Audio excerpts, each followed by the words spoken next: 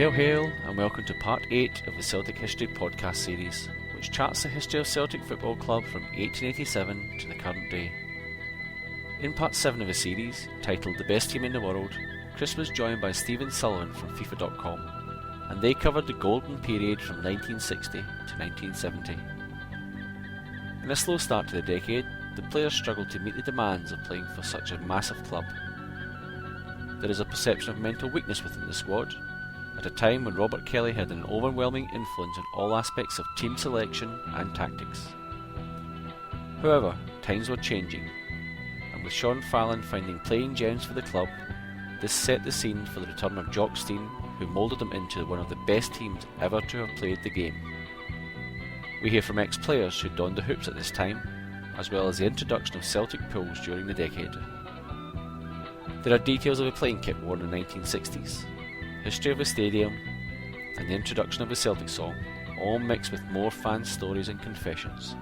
The start of the 60s was really as bad as it got. Power on and off the pitch, rested almost exclusively with chairman Robert Kelly. Until Stein came in, these guys just had a losing mentality. There was no experience there was no character there was no personality there, and the team just fell apart. It was whenever anything presented, any barrier came up against them, they just wilted. Jock Stein was a born manager. He came back ready to be Celtic manager. When he said, if you play to your best, you'll beat anyone, they believed him. From being dysfunctional, everyone started doing their jobs really well. You're this great manager, you had the talent there, you had everything working well after 65, everything right from the start was working well.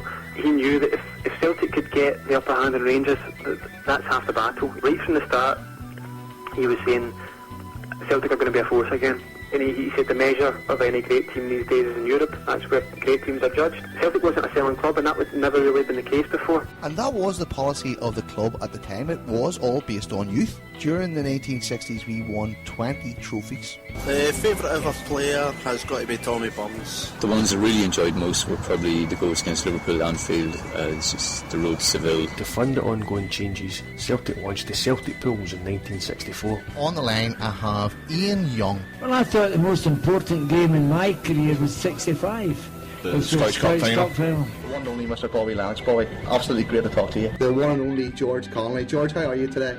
I'm fine, Chris. I'm very well, thank you. In 1963, the most iconic Celtic shirt ever was introduced. But see, when you watch the game, it's just how good this team was. Because that team came wave after wave after wave of attack, and it was relentless. Never in the history of world sport has a team created as many new fans as Celtic. Never has a victory been more warmly welcomed, nor a winning goal been greeted with such an explosion of joy throughout the continent. It was a time of real tactical change in football. The brutality that Racing Club approached it with really took them by surprise. All Racing Club had done it, they'd made themselves the champions of thuggery. And he wrote that second verse, sure we're the best damn team in Scotland and the players all are grand. At the end of 1969, we're on top of the world. They were the best team in the world. Now we join Chris McGuigan for part 8 of the series, where he will cover the period from 1970 to 1980 with his guest from Celtic Underground, Mr. Stephen Murray.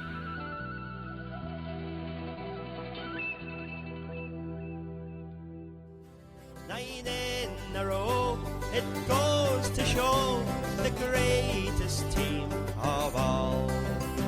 It's Celtic first and Celtic last and Celtic overall. Chapter 8. Celtic Football Club, 1970 to 1980. The last months of the 1960s would swing a wrecking ball into that decade's superficial image as a time of peace and love. The Vietnam War continued to rage. Charles Manson and his so-called family inflicted terror and murder across Hollywood. But also in California, the Rolling Stones set at the Altamont Tree Festival would provide the backdrop to widespread crowd violence and a fatal stabbing. In Scotland, in the final days of the decade, 2 police officers would be shot dead after a bank robbery in Linwood. 1967, and its summer of love, seemed a world away. Everywhere you looked, the world was changing. Everywhere, that is, except on the football field. Here, As had been the case since the arrival of Jock Stein in 1965, Celtic remained the undisputed kings of Scotland. In season 68-69, the Hoops claimed a second domestic treble in emphatic style. And as the new decade arrived, a repeat of the incredible clean sweep of 1967 appeared possible. The core of the immortal Lisbon Lions side remained, and this experience was now complemented by an incredible array of emerging talent. Known as the Quality Street Gang, Celtic boasted a pool of young players that was unprecedented in its depth of quality. Jock Stein was nurturing this talent with care. Talent like Kenny Dalglish, Lou Macari, Davy Hay, George Connelly and Danny McGrain. Not all had yet made an impact at first team level, but as the decade progressed, their time would come. Meanwhile, despite all they had achieved in the game, men like Billy McNeil, Jimmy Johnston, Tommy Gemmell, Bobby Murdoch and Bertie Auld still had points to prove. In 1970, every team was supposedly inferior to Don Revie's Leeds United. At least, that was the rhetoric of the English press. The English champions combined brute force and brilliance to become among the most feared names in Europe. So when Celtic were paired with the Ellen Road Club in the European Cup semi-final, the outcome seemed inevitable. Following the draw, the English media were quick to pour scorn on the hopes of the Hoops. Celtic might be dominant in the second-rate Scottish League, they sneered, but they would quickly come unstuck against superior English opposition. Leeds had cruised into the semi-final, scoring an impressive 24 goals in the process. Celtic's progress against Bow, Benfica and Fiorentina had been much tighter. Indeed, a toss of a coin had decided the fate of the second-round tie against the Portuguese champions after both teams had won their home leg 3-0. The idea that the Glasgow side could halt the Yorkshire juggernaut chasing a league, FA Cup and European Cup treble was unthinkable. Leeds would be at home for the first leg, and all those who had underestimated Celtic had to wait just 40 seconds for the retort. From the kick-off, a series of passes saw Celtic quickly progress to the edge of their opponent's box. The ball finally landed at the feet of George Connelly, whose shot would nestle in the net. If the English crowd and media were anticipating a rousing comeback, they were to be bitterly disappointed. Celtic was simply too good. Contrary to all the pre-match predictions, it was the English side who was struggling with a step up in class. A 1-0 first leg lead was the least Celtic deserved, but they returned to Glasgow with a quiet satisfaction. To cope with the anticipated huge demand to see the return game, Celtic had switched the tie from Parkhead to Hampden, and a record European Cup crowd of 136,500 would pack the National Stadium. This huge and partisan crowd would be stunned into momentary silence when after just 14 minutes Billy Bremner crashed home an unstoppable shot. It was ill-deserved, but Leeds were level. Celtic began the second half with a renewed energy, and from the opening minutes it was a question of not if, but when. The answer came on 47 minutes when a Davy Hay short corner to Bertie Auld saw the midfielder swing the ball into the box for John Hughes to glance home. Celtic now went for the kill.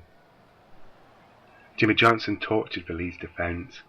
Increasingly exasperated by the skills of a winger, Leeds attempted to crowd out the wee man. This only created space for Bobby Murdoch to exploit. And when the midfielder came bursting through, the ever-perceptive Jinky simply laid the ball off to Murdoch, who sent home a thunderous drive into the net. 2-1. The mighty Leeds, outclassed and out of the European Cup. The European Cup final of 1970 was Celtic's chance to cement their place at football's top table, to show that they were not just guests at this level, but permanent residents. However, Dutch champions Feyenoord would ensure an occasion every bit as sour as Lisbon was sweet. Having defeated the supposedly invincible Leeds, the Hoops were installed as favourites for the final in Milan. But despite taking the lead through Gemmell, Celtic would slump to defeat. The cold facts stated it was a 2-1 extra time victory for the Dutch. But in truth, Feyenoord were the masters, from start to finish. Defeated and dejected, the Celtic team were well beaten by a side Billy McNeil would later admit had been badly underestimated. With Aberdeen having already lifted the Scottish Cup, a season that had promised total dominance would conclude in bitter disappointment. The goals of Harry Hood helped Five Boys to a domestic double in season 70-71, as the Lisbon Lions bid a symbolic farewell to the Parkhead faithful in the final league clash of the campaign, as Clyde were thrashed 6-1. But that season would be overshadowed by the horror of the Ibrox disaster. The disaster occurred on Saturday 2nd of January 1971, when following a 1-1 draw between Celtic and Rangers, 66 home fans were killed in the crush as supporters tried to leave the stadium. Jock Stein and the Celtic backroom team helped lift the injured and the dying, as the scale of the awful tragedy became apparent. For a while, football and rivalry seemed unimportant. It was, however, to be a brief while. It's Celtic first and Celtic last and Celtic over all. So I'm absolutely delighted to say that I have the guru of the 1970s when it comes to Celtic history, the one and only St Anthony, better known as Stephen Murray, to join me this afternoon. How are you doing, Stephen? I'm doing very well, Chris. Very good. And if anybody doesn't know, Stephen, you obviously have been reading the pieces that you've been writing for the Celtic Underground for many years now, Stephen, particularly on your chosen subject, which is the 70s. Yeah, I've been doing it for a few years now, yeah. And what's the attraction of the 70s, Stephen? Is that the year you grew up in, or is it just the romance that happened during that era? It's a wee mixture of everything, to be honest. The fact that the team were very successful in that era, and I mean, you're a kid and you're growing up in that, and it's something you remember vividly. And it was just a great time to be a Celtic fan in terms of the success of the club, and also going along to the games in those days, because you still had the spirit of the terraces about at the time, and it was just a whole different culture entirely of watching football in those days. Mm-hmm. And 1970, we were going to start off today, we're going to cover 1970 right up to 1979, 1980. Is a fantastic place to start, because when we talked in the last chapter about the 60s and the rise of the Lions and Jock Stein and all that there kind of stuff, we could have talked about that team forever. But 1970 is very, very significant, because this was the crest of the wave we were on, and at this stage it was starting to change, wasn't it? Yeah, I think as 1970 emerged, the new decade came along, Celtic were almost at their zenith. They had won the league for they were going for their 5th league championship in a row. They had won 5 league cups in a row. They'd won several doubles and trebles domestically. But the most important thing is that they'd stamped their authority on the European game. And at that point in January 1970, they would have found themselves in the quarter-finals of the European Cup against Fiorentina. And after winning that game, it led them on to Leeds in the great semi-final ties, and then ultimately on to the final against Feyenoord. And that was Celtic almost at their peak at that point, because afterwards, although we still played to a great standard, we never quite hit the height of playing at that level again. My daddy still tells the story of the Leeds semi-finals. I was only just born, but to him that's the last match, or the last series of matches, where Celtic were the greatest team in the world. That would be a fair assessment, because the Leeds were, I don't think the youngsters maybe listening to this, younger people who wouldn't appreciate at the time just how big and how powerful Leeds were within the English game. They were seen as invincible.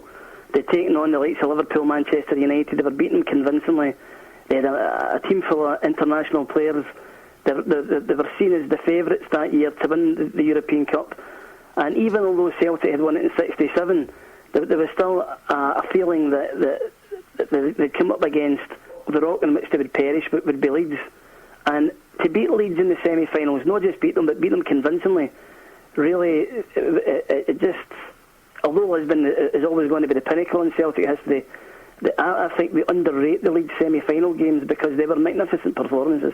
This was the original Battle of Britain. We can talk about Battles of Britain before and after Celtic versus Leeds, but this was the Battle of Britain. Yeah. I think we should always be very proud of the fact that the European record for a European game in terms of attendance is 136,000 that turned out that night to see Celtic play Leeds in the Old Hampden.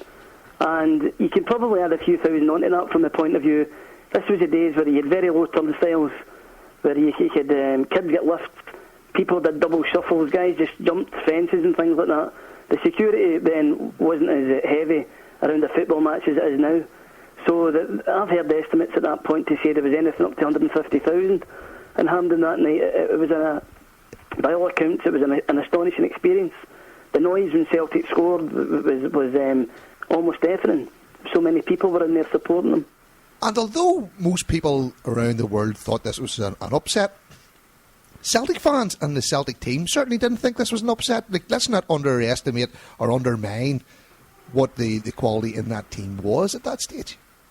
Yeah, I think at that time Celtic could be reasonably confident of playing anybody in the world at that stage.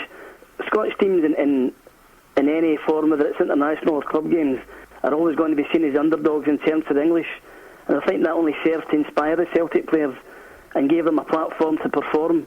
And there's no doubt that there's a few of them that night that probably hit their peak. I mean, Jimmy Johnson over the two legs was unbelievably good. And Bobby Murdoch and Bertie Auld as a partnership in midfield arguably never played better over the two games than they did against Leeds. And to put it in a perspective as well, this is a Leeds team that hadn't even lost a goal in Europe all season, never mind lost a game.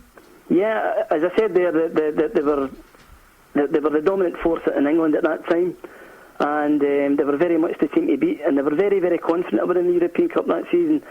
I've actually been fortunate enough to read a few of the autobiographies of the Leeds players through the years who played in that game.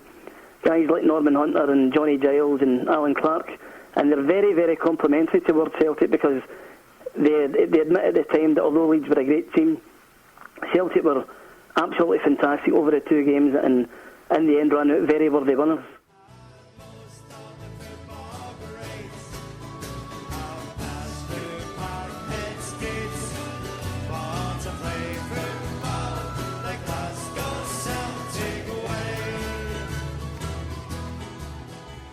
Beating Leeds United home and away was incredible. That night at Hampden was 135,000 or something there. You could just, when you came out, you could just see faces all. That was tremendous. We played loads of games at Celtic Park when the place was mobbed as well. It was great. Probably scoring the winning goal in the last seconds against us. Great, you know. Yeah. But that always tells a story that, you know, he remembers watching the European Cup and just being sort of stunned when we won it, you know. But he remembers being probably more excited when we went to play Leeds. Because Ravi's team were the team to beat. They were the greatest team in the world, according to the English. According to the English, and the greatest team in Europe, obviously, and blah blah blah. And they were a great team. There were a lot of great players. But Big Jock's favourite saying about that was Leeds United were a great team. They were an absolute wonderful team, and we beat them home and away. I suppose we might as well talk about it. The final against Feyenoord. Did we just turn up thinking we were going to win? Is that right? I think we were must have been overconfident. You know, when you look at the time, I don't think you think along the lines, but it must have been in our brain somewhere that we were going to win if we play. But we didn't play, and they did play. You know. Yeah. And the worst thing is, I think we're 90 seconds away for a second game. If we get a second game, then you're really up for it again. You know, and you just don't know. It's just what made it worse for the players' point of view. We're shattered. But we come back to Glasgow, and within 2 days we'd left to go to tour in America. And 2 or 3 boys got injured. Jimmy didn't go. A few of the boys didn't go in the trip because they were injured. We go to America, we play Man United and a few other teams. We couldn't beat Casey's Drum. You know, is that right? Everybody was so deflated in these games. You know, that was a horrible fortnight in our lives. Did you ever talk to Wim Janssen about the game? Oh, aye. Yeah. What was his take on it? Well, they won, you know what I mean? You know what I mean? Vim's a smashing guy, and he used to. When anytime we come into Celtic Park, Vim was a manager. Here come the superstars, you know, and welcome you in. Vim was a smashing guy. Yeah. Good player as well, to be fair. Okay, so moving on a wee bit, Bobby. Obviously, you were a member of the 9 in a row team as well. Now, I grew up during Rangers 9 in a row and not Celtic's 9 in a row. You know, I sort of cut the tail end of that. I was cussed for 9 years. Yeah, it was cursed for 9. But I always got the feeling when I watched Celtic during Rangers 9 in a row, we were never ever going to win the league. But it wasn't the same when Celtic won 9 in a row. It was closer. Football was better. A lot of good teams. But I think when Rangers won the 9 in a row as well, I mean, Celtic, Tommy Blunt's a really good team at one time. Yeah. Tommy's team was good. If he just had a poacher, he could have won games with his team. We drew a lot of games. If he'd maybe somebody nicked a goal in occasional games, we could have won the championship with Celtic. Tommy was very, very unlucky, I felt. Yeah, no doubt. But when we won the championship at that time, there was a lot of good teams, a lot of good. Dundee got the semi-final European Cup, Rangers had played in the European Cup finals, Kelly got the semi-final European Cup, so everybody was hard to go. Dunfermline was a hard place to go, Easter Road was a hard place to go, so definitely got a lot of good players. What was it like towards the last few years of Celtic doing 9 in a row when the Quality Street kids started coming in, the Davy Hayes and Lou Macaris and guys like that? Was there again a different feeling about the club? They were all great players, these boys, but I think we could have held on to a few Lisbon Lions a few years longer. I mean, the boys come in and they were great, but I felt some of the Lisbon Lions were let go too quick. Who like Bobby? Like Stevie and Bertie and wee John Clark and guys. I like the guy Bobby Murdoch, the young lady left the club as well. Tommy Gemmill left the club.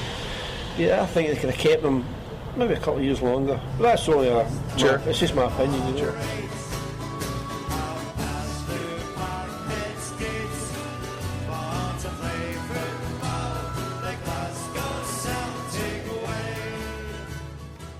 But when you look at the styles, Leeds was this team, although it scored a lot of goals, was a tough tackling, roughhouse team as well. But they still had some flair players in there, as you say, like Billy Browner and Alan Clark and guys like that. But the Celtic team at that stage as well matched them in every single department. The Celtic team had evolved slightly since Lisbon in terms of the fact that when we won it in '67, I think we took Europe by surprise to a certain extent. But by the time 1970 came, Celtic were an experienced European side, and the Lions, if you like, had moved on just slightly.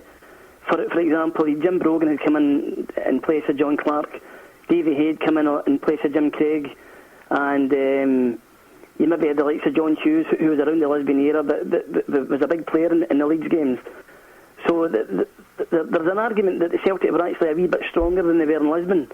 Mm-hmm. And over the two games, although the scoreline seems pretty close, I think when you read the accounts of the time, Celtic were convincing winners, especially the game at Hampden, when if it hadn't been for a wee bit of bad luck and bad finishing, they could easily win maybe 3 or 4-1.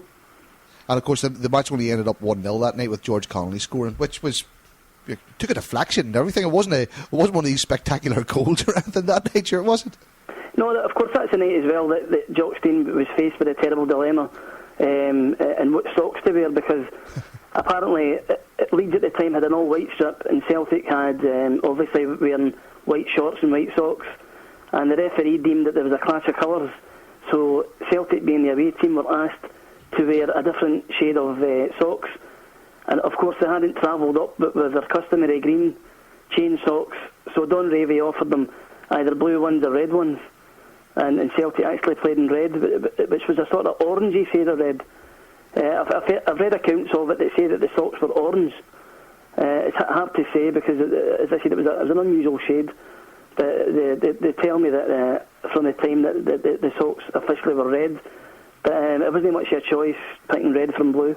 I think the official excuse for that was they were red, but under the floodlights they looked orange. They looked orange. That was what I heard. A wee bit of gamesmanship on the part of Don Ravey, actually, because I think Don Ravey knew at that time Leeds were accustomed to playing in red socks in certain games, and he refused to wear the red ones, which forced Celtic into wearing red ones. So it was maybe a wee sort of... Don Ravey and Jock Stein were very, very much friends off the park, but I think this was a wee bit of gamesmanship on Ravey's part that maybe backfired on him. Well, I don't know which would be worse, orange or blue. Well, personally speaking, I think orange is one above blue. So we won 1-0 at Ellen Road, and then it was back up to Hampden for the second leg. And even going into that second game, Leeds might have still been the favourites.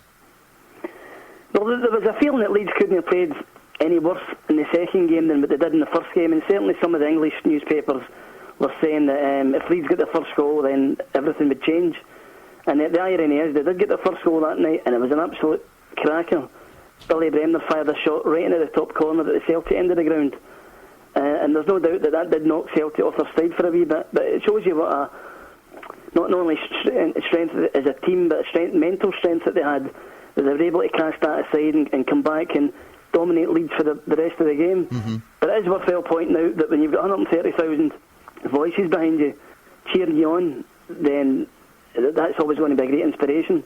And there's these stories from the time that Leeds didn't sell out their full allocation, and when the Leeds fans came in trains to Central Station in Glasgow, they were faced by all these Celtic fans, and at the beginning they thought that they were there for a fight, and they were a wee bit intimidated, and then they quickly realised that the Celtic fans were only there to ask if they had any spare tickets, because you would think that 136,000 people, there would be enough tickets to get around for everybody, but such was the demand for that game that they reckon they could have sold tens of thousands more. And the score stayed 1-0 up until half time, and then on 47 minutes Celtic were to equalise. Could you have imagined the noise then? Yeah, I remember talking to my dad actually, and he said that the noise for the equaliser was tremendous when the Celtic took a short corner and John Hughes headed in across from Bertie Auld. But I think it was the second goal that people remember, because Jimmy Johnson was in this unplayable form, and he was right on his game. And when he got the ball and ran at the Leeds defence, they backed off. And my dad said there was just a sense of expectation. We knew something was going to happen. And when he cut the ball back to Bobby Murdoch smacked the ball in for the second goal, and the noise, they say, was unbelievable that night. It's really, for somebody like ourselves that weren't at the game because we were too young, and maybe weren't ever in a crowd of that magnitude, it must have been some experience and some noise that came off the fans that night. It must have been tremendous. And that was European Cup in the bag then, wasn't it? Yeah, it should have been. It certainly should have been, but unfortunately it didn't materialise like that.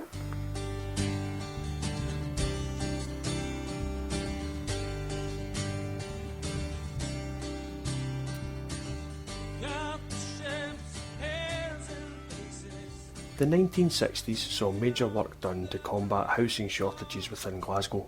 However, that was only part of the master plan. The new towns founded after the Second World War also meant that people were travelling to and from Glasgow more frequently than ever before. They were not taking trains either, as more and more people took to the roads. The beaching cuts to the railways had already left their effect in Glasgow. 2 of the 4 main train stations in the city, St Enoch's and Buchanan Street, were closed forever. With them, many of the lines and smaller stations were removed too. Parkhead Stadium, formerly Parkhead or Parkhead for Celtic Park, was closed on October 5th, 1964. Despite the closure of the station and the railway line, the last remnants of the line can still be found at the southeast corner of the stadium, running immediately behind the Turnstiles pub some 50 years later. But it was the Bruce Report that would have an even more dramatic effect on the city of Glasgow. As populations moved to the new towns and into their new multi-storey flats, it was proposed that much of Glasgow's iconic architecture should be bulldozed and replaced with more modern-looking buildings. Glasgow Central Station, the Kelvingrove Art Gallery and Museum, the Glasgow Royal Infirmary, even the city chambers were all recommended for replacement. Fortunately, such draconian measures never came to fruition. Nevertheless, some of the recommendations were followed, at least to a point. Slum tenements made way for multi-stories, but it was the building of the M8 motorway that would carve its way through the heart of the city. The Bruce Report originally proposed a Glasgow inner ring road to encircle the city centre, with spokes heading to Renfrew, Monklands, Maryhill and Stirling, and one final road heading southeast to join up with the rest of the UK network. The Monklands and Renfrew motorways were both completed to the north-east and the south-west of the city centre. The inner ring road joined these 2 sections by building a northern section on stilts and a western section through Charing Cross, Anderson and across the newly constructed Kingston Bridge across the River Clyde. Much of the area was bulldozed to make way for the new transport infrastructure, to the dismay of locals. Fortunately, the devastation to the centre of Glasgow stopped there. The Maryhill motorway was never realised, while the Stirling motorway was finally completed in 1992. The M74 extension, while not exactly following the same route as the original plan, was completed in 2011. Only the eastern section of the inner ring road has never been completed now. Nevertheless, the M8 motorway has become a major factor in the development of Glasgow since the 1970s and is continually the bane of many a Glaswegian's daily routine. Back at Celtic Park, there was also major redevelopment being carried out on the main stand. In 1971, a new roof was installed, along with extra seating and a suspended 100 capacity press box. At a cost of £250,000, the new roof was supported by goalpost-style framework, with the top girder measuring almost 100 metres. However, like its predecessor the grandstand, the design was not without its faults. The new roof failed to provide protection from the elements and even struggled to cope with extreme weather. Indeed, retractable columns had to be installed to provide stability in high winds or snow. Following these issues, Celtic successfully sued the designer of the stand for damages. Despite this, however, the 1971 changes are still in effect today.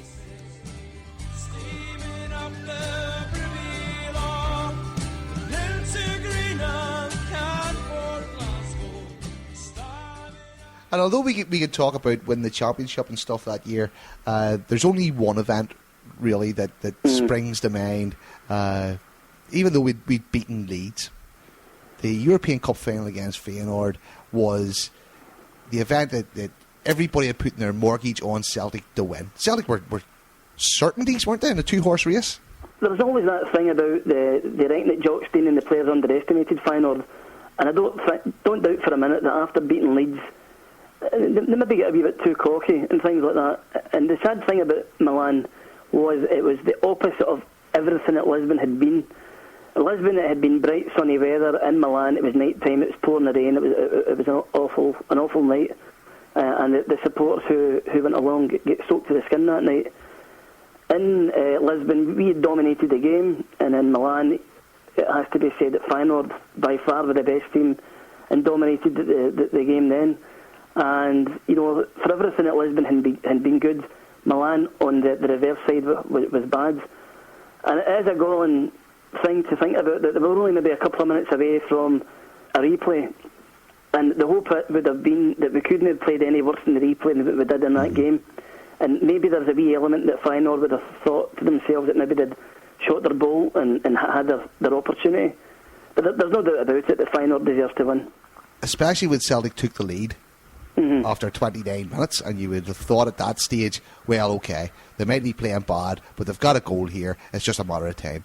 Tactically, I think the mistake that Stein made was that in the Leeds games, he'd played a three-man midfield. He played George Connelly in midfield alongside Bertie Auld and Bobby Murdoch.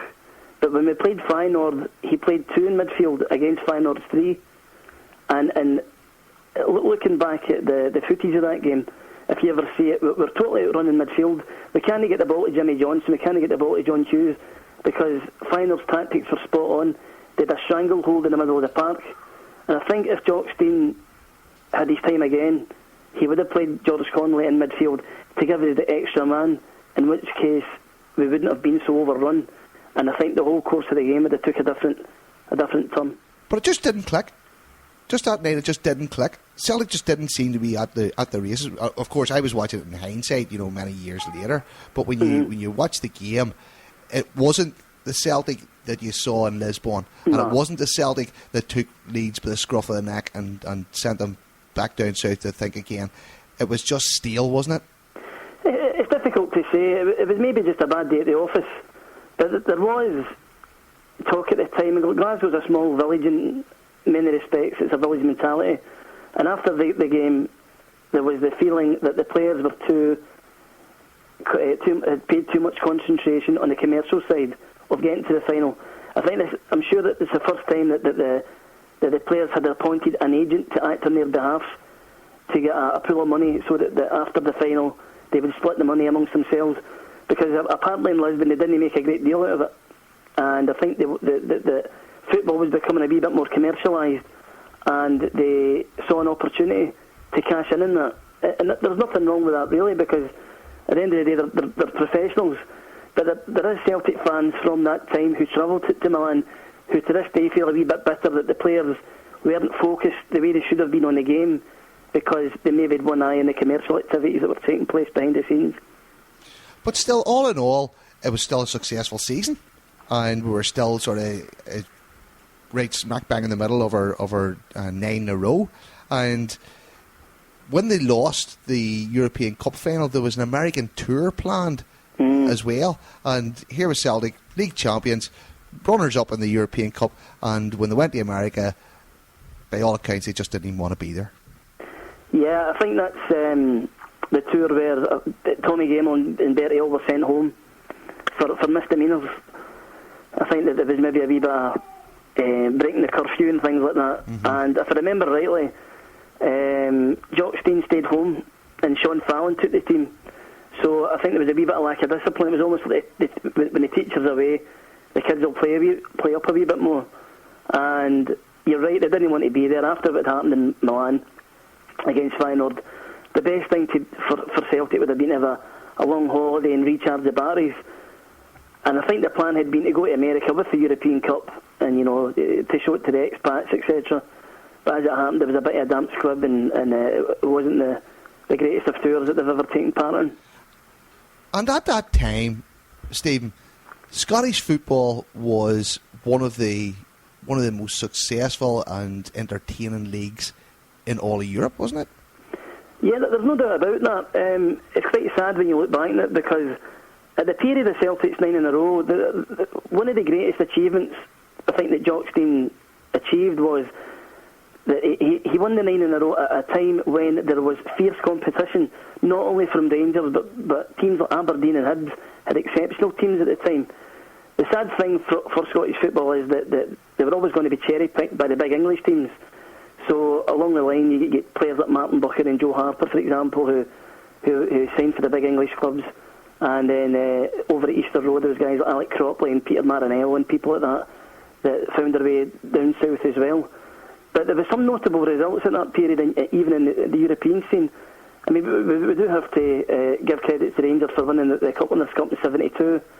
But also, when you think that in 1971, St Johnstone beat Hamburg 3-0 to get through 4-2 in aggregate in the UEFA Cup, you know, that's just breathtaking. And round about the same period as well, Hibs took on Sport Lisbon, who have always been a notable European side, and they beat them 6-1 Easter Road. So on the back of Celtic's success, it wasn't just Celtic who were a success in the European the European frame. You know, there were several Scottish clubs in that period that punched above their weight and had terrific results at that time.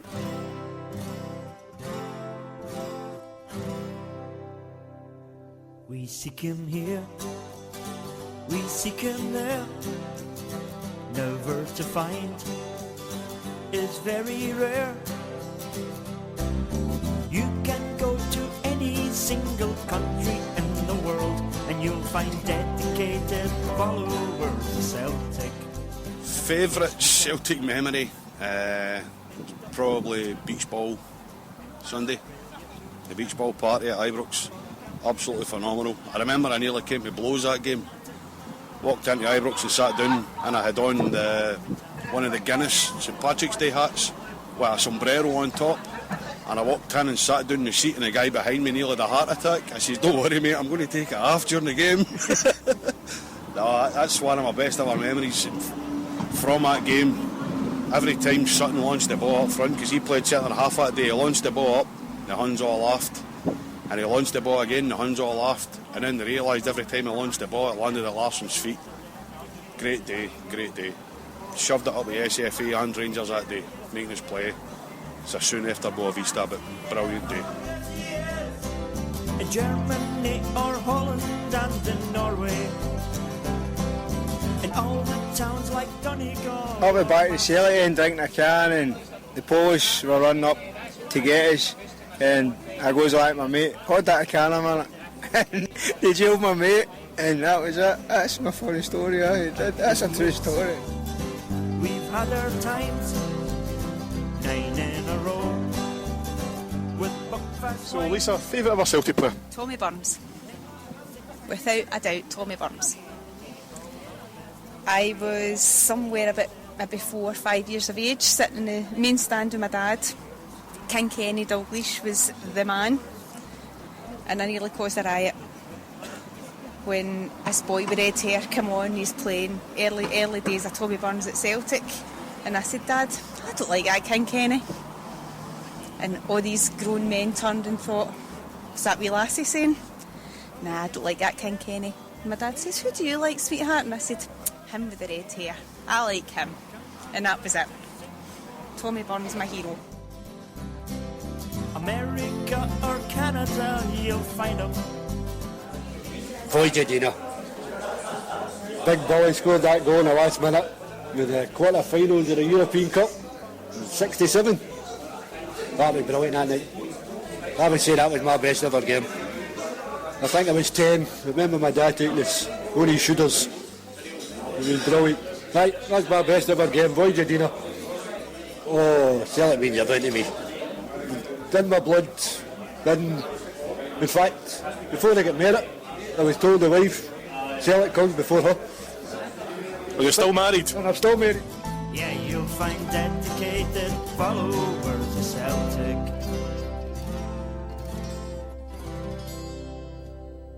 So that brings us up to 1971, Stephen. And 1971 will go down as one of the darkest days ever in Scottish football, when we had the unfortunate tragedy of the Ibrox disaster. And that's when Rangers were actually playing Celtic that day. Yeah, I think the tragedy at Ibrox was it changed football in its entirety. We weren't to know it at that time, but you know the safety element began to take hold, and the capacities at the ground were cut to prevent this kind of thing happening again. And Rangers themselves, although it took them a few years, decreed that they would have an all-seated stadium. So the whole culture of the game again was beginning to change on the back of that one tragedy. It never fails to amaze me. I was at Hampden a few times in the early 70s with my dad, when there was maybe 100,000 crowds at it. And Hampden in particular, at the back of the Celtic end, was a death trap. Mm-hmm. Why we didn't have that Ibrox tragedy on another scale at Hampden? It's just through the grace of God and good fortune. But unfortunately that night at Ibrox, nobody's quite sure. I tend not to take a... how can I describe it? Well, there's Rangers fans to this day who argue over the causes of what actually happened. And I don't have any great opinion either way of what happened, because I think whatever happened, it was a terrible tragedy, and it was terrible that 66 football fans, a lot of them young people, went to the game and never come back. Mm-hmm. No doubt about that. And it just shows you what the crowds were really like there. And we can talk about attendances, till we're blue in the face. We can talk about new stadiums and some of the future chapters as well. But could you imagine just standing there on a terrace in those type of days, and the crush, as you say, when your daddy took you in the back steps of Hampden? I mean, how many times did that happen where you were scared stiff sometimes because you're just a wee boy getting lifted up? That's right. Although the funny thing in those days was we tended not to think about it because this was the norm. Mm-hmm. But when you went to big grounds, in fact, it didn't even have to be the big grounds. It was some of the smaller ones. Like I always thought Tynecastle was a terrible place to try to get out of it, and Falkirk as well was notorious for the exits where it was like a bottleneck. When you had so many thousand people trying to get out of these wee tiny gates to get out into the street to get away from the ground. But the Ibrox disaster is something I think in the Scottish psyche that always stays with us, because it was the one time where I think that it was something that always could have happened that we never thought would happen, and unfortunately it happened that day. Mm-hmm. And the irony of it is, it probably brought the clubs the closest they've ever been together, probably since the formation of the two teams. When you look at the aftermath of the Ibrox disaster and the services that were held and the fundraising games that were held and stuff like that, for a little while history stood still and Celtic and Rangers stood together. A tragedy like that is always going to bring them closer together. There's no doubt that did happen for a short period. For example, there not only was there services for the dead as individuals, but both the Church of Scotland and the Catholic Church had services within their cathedrals in which players of both sides attended in memory of the people who'd perished at Ibrox on the day. And for a short period after that, certainly, there did seem to be a wee bit more cordial relations, not only between the club, but between the supporters as well. But unfortunately, it didn't really last that long. And before you knew it, you were back to normal again.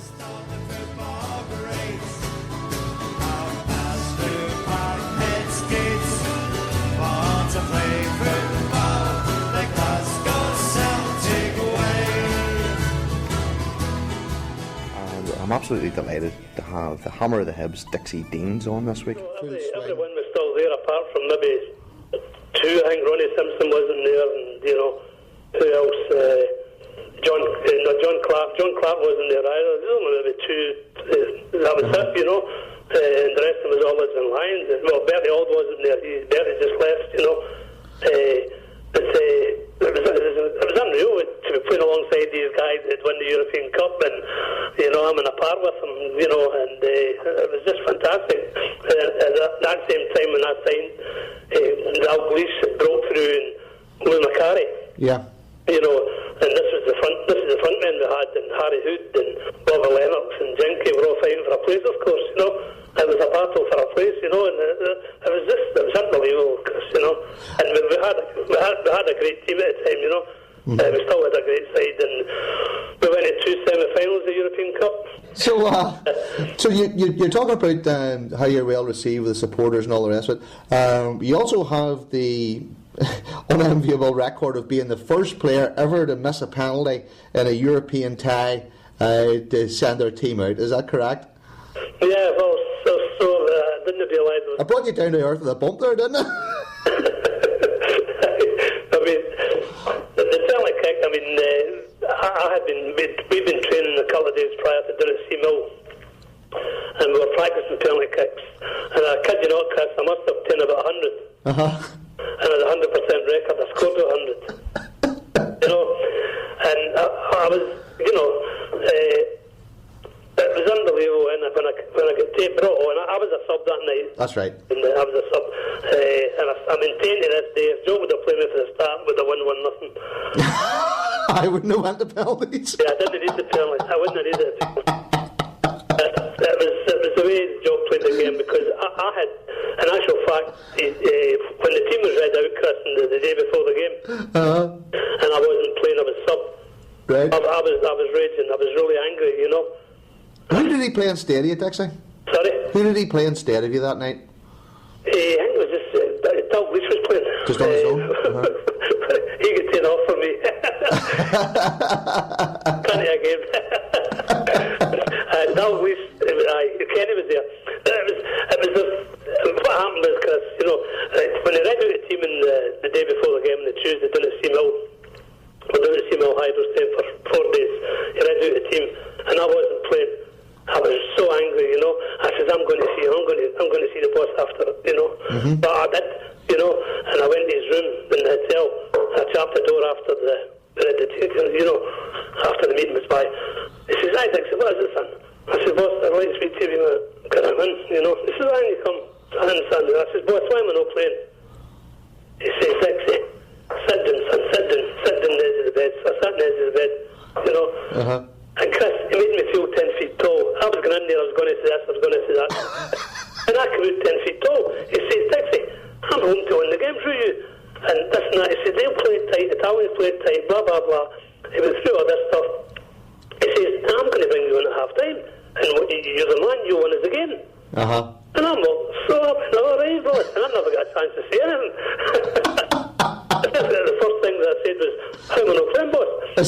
And that was all I said, and he explained everything else. He said, "The Italians played so tight, I'm going to put the Leafs up front to start the first half, and you're in the second half." I said, "All right." And I came out feeling, I'm the man, which was fair play. And who's going to argue with Big Job's tactics, Out past the park, heads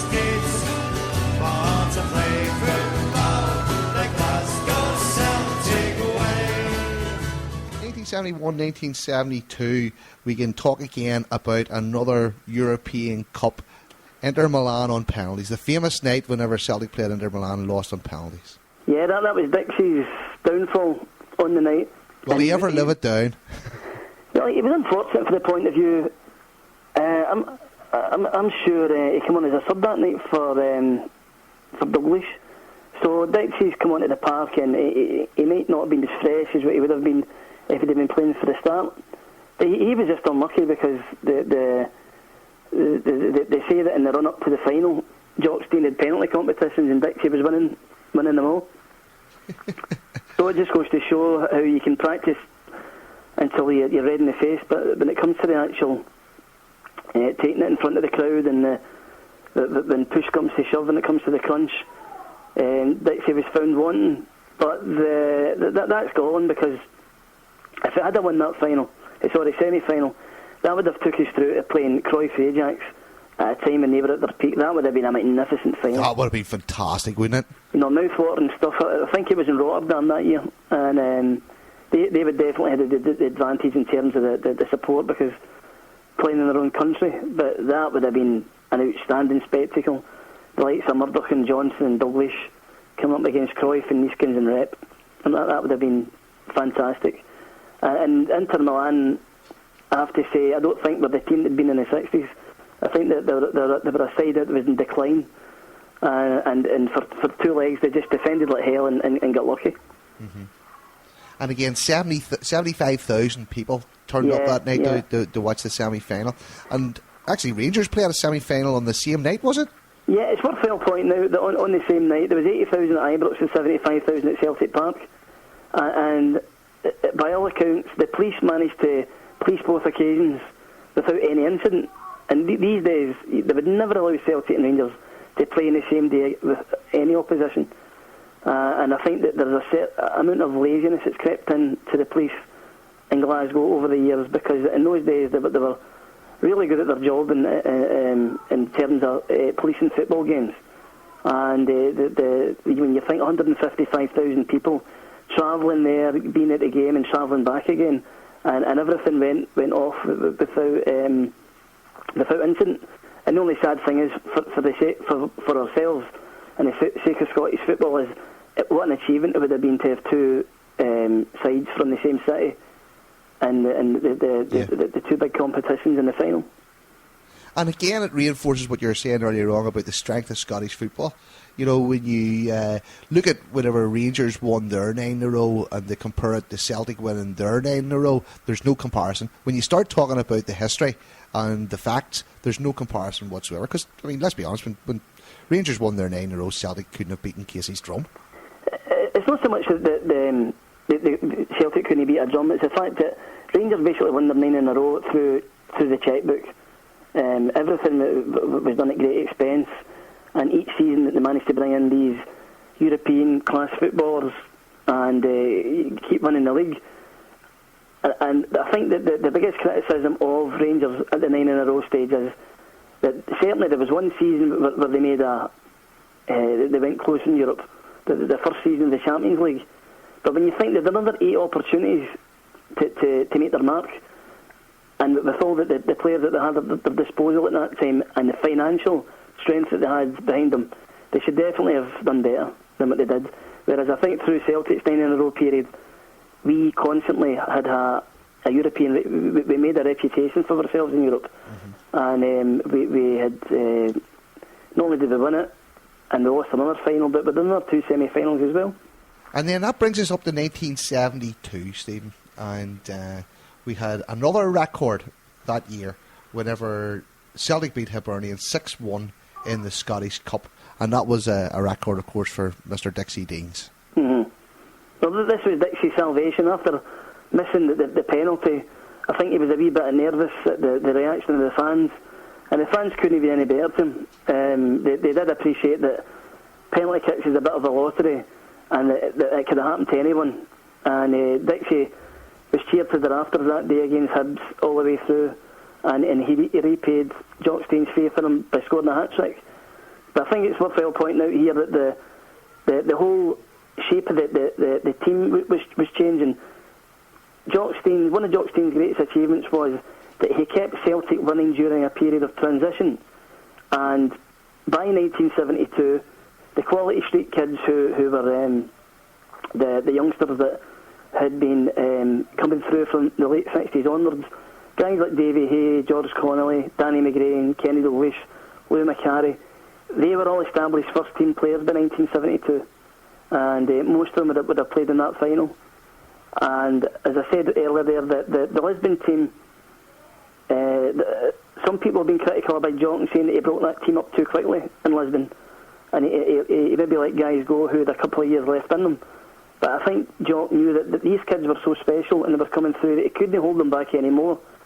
And when you see that cup final at Hampden against Hibs, Celtic were electric that day, and under Jock Stein at that period, when Celtic clicked and played the way that they could, there were very few teams that could stand up to them when they hit that level of form. And even the irony that day was that Bertie Auld was a substitute for Hibs. And it was Jim Craig's last game. That's right. Well, as I said there, Bertie had moved on the year before as Jock chose to allow the team to evolve and bring the new guys in that were breaking through.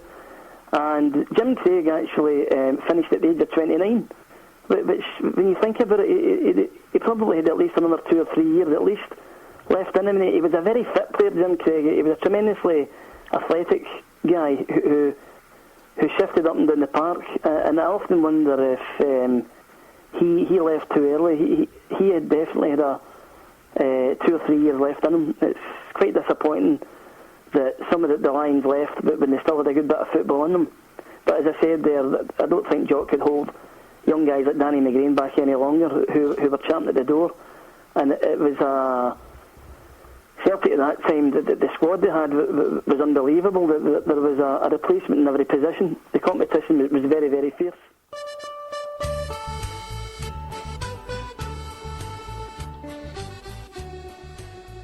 From 1970 to 1972, the Celtic home kit was still the same shirt and socks worn when we conquered Europe in 1967.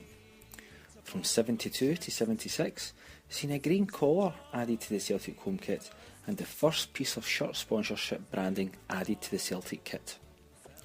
A small white Umbro logo was placed above the right breast on the shirt, along with an Umbro logo added to the bottom of the right hand side of the white shorts. The home kit from this period was finished off with white socks.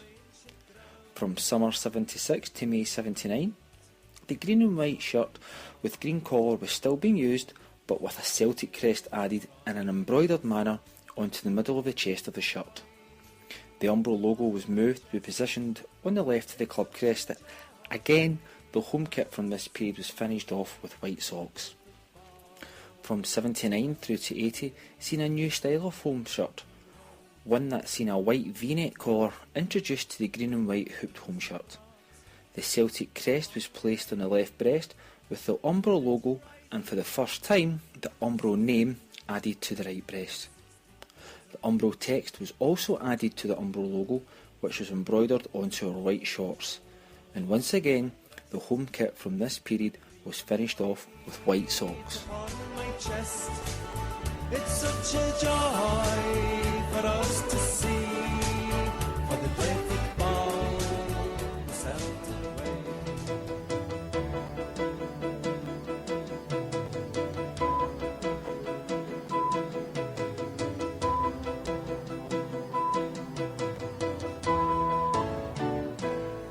This is the news at 10, with me, David Stockley. Headlines for today, 10th of April 1970. Declare the disintegration of the world-renowned band, the Beatles. The Beatles have separated due to artistic differences, compounded by financial and legal disputes. This news devastates the enormous fan base, who are unfortunately coming to terms with the harsh reality that strawberry fields, although fruitful and delicious, are not forever.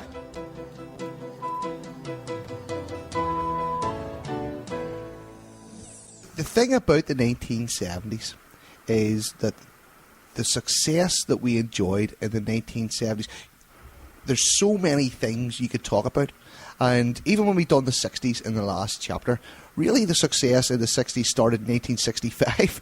So you only had 5 years of success. Yeah. But when you look at the 70s and you won the league 7 times, 6 times, Scottish Cup 5 times. We were semi-finalists of the European Cup on 2 occasions, as well as being in a final. You know, we won the Drybra Cup. Just the list of trophies goes on and on and on. You know, the League Cup we won twice, and the Glasgow Cup we won twice. And that's not even to count the things like the World Cup of Soccer in 1977. How do you cover a decade like the 70s without leaving something out? It's very difficult, and we were very fortunate during that period, because not only were we successful, but I don't think people often appreciate the brand of football that Celtic played at that time was also exceptional. Jock Stein certainly had a reputation for attacking football, and you know, but when everything clicked in that Celtic team, when you'd all these guys like McNeil and Dalglish, Jimmy Johnson, Bobby Lennox, Lou Macari, and most of them are playing to form. As I said a wee minute ago, there's not many teams could cope with them when they hit that level of form, and throughout the decade we were blessed with great players, and as some of them were moving on, but other ones to take their place. It was a terrific time. I don't think there was a decade in which Celtic were stronger in their history in the 1970s. If there is a criticism, I don't think the Celtic directors built on the success, the platform that we had. Although Stein would never have said so publicly, I don't think he was given the assistance and the finance to keep Celtic ahead of the game. By the mid-1970s, Lou Macari had moved on, and George Connelly was coming to the end of his time. George's thing was sad. The man, I think, was these days would have been acknowledged as suffering from depression. But back in the 1970s, when it was a man's world, guys that were working in the shipbuilders and doing coal mines weren't going to have much sympathy with a guy who was maybe suffering from a bit of depression when his sole employment was playing football for 90 minutes at the weekend. They understood his problems and they sympathised, but I don't think there was the public sympathy that you would get these days. I mean, Neil Lennon in the last couple of years acknowledged that he has had a certain amount of depression, and there was newspaper articles giving him support and trying to help him through it. Whereas in the early 70s, Big George would have been called a wuss and told to go on with it. Sad end of a fantastic career, though. Yeah, he was imperious at his best. The people always compared him to Franz Beckenbauer in terms of his style of carrying the ball at defence. He was never rushed, he was never harassed, he had wonderful control, he had great anticipation, he was a brilliant passer of a ball, especially playing the ball at defence, playing long balls from defence. But I just touched upon there that the Celtic would have been bringing a lot of money in the 1970s. They brought money in the transfer front, and they brought money in terms of the attendances and the European football that they were playing. But Jock Stein was never really given a sufficient amount of money to keep Celtic at that level in Europe. And even Jock, being the great man that he was, that there came a point, I think, that by the mid-1970s, that the fans could see that the team weren't of the same ilk as the Lions had been at that period. There was something missing. And really all it took was maybe a player or two in certain positions that they would have kept them at that level. And when you look at Liverpool came along a few years after, and Liverpool had a great knack of signing players and having them available to take the place of players who were maybe past their best. Now we could have done that. We could have invested in the team and invested in the squad, but the Celtic directors at that time, they were never able to do that. But do you think that was due to the fact that they were able to bring through so many young guys and so many talents through the Celtic ranks? Was there a wee bit of snobbery perhaps about we don't need to buy anybody, or was it just was it naivety on the part of the custodians of the club and the board? I think the board being the board, it was the family dynasty at that time, and there was always going to be a dividend paid to shareholders. So it was in their interest, if you like, to bring as much money in and pay as little out as possible. Another thing is, well, Celtic weren't great players in those days, which is why the likes of Macari and Hay and Dalglish towards the end decided to move on during the decades. And they could definitely have made a bigger effort to keep the players happy and to keep the success going. And Desmond Wright, I think, at that time deserves criticism for when a player became unsettled. Desmond's mantra was, if he's not happy here, then he has to move on. That wasn't a case that they weren't happy. It was a case of, you know, that they were maybe felt at that time that they were being underpaid for the success they were bringing to the club. So the directors could have done a hell of a lot more to keep the team together and even invest in the team to make it a wee bit better. But there wasn't any, dare I say, I think the directors thought as long as Stein was there that there was always going to be success, and it was always going to be this conveyor belt of young boys coming through. But sooner or later that was bound to dry up, and when it did dry up, then we were still a good team, but we weren't a great team.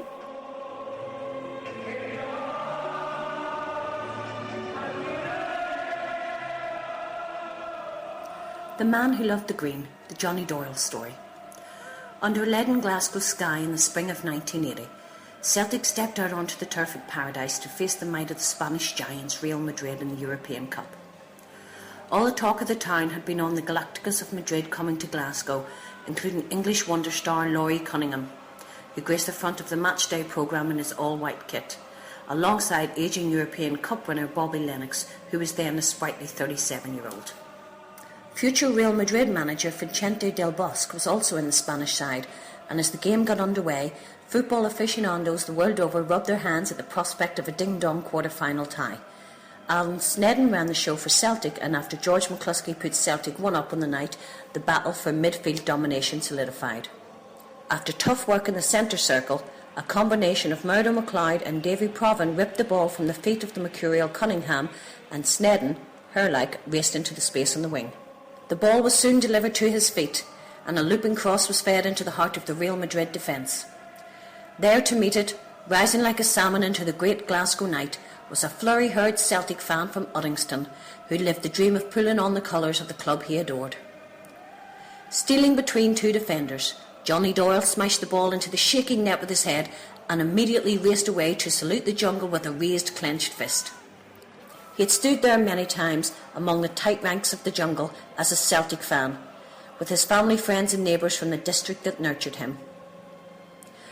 View Park lies in North Lanarkshire, south-east of Glasgow, and for a community of moderate size, some of the most wonderfully gifted footballers in the world emerged from its post-war terraced housing schemes.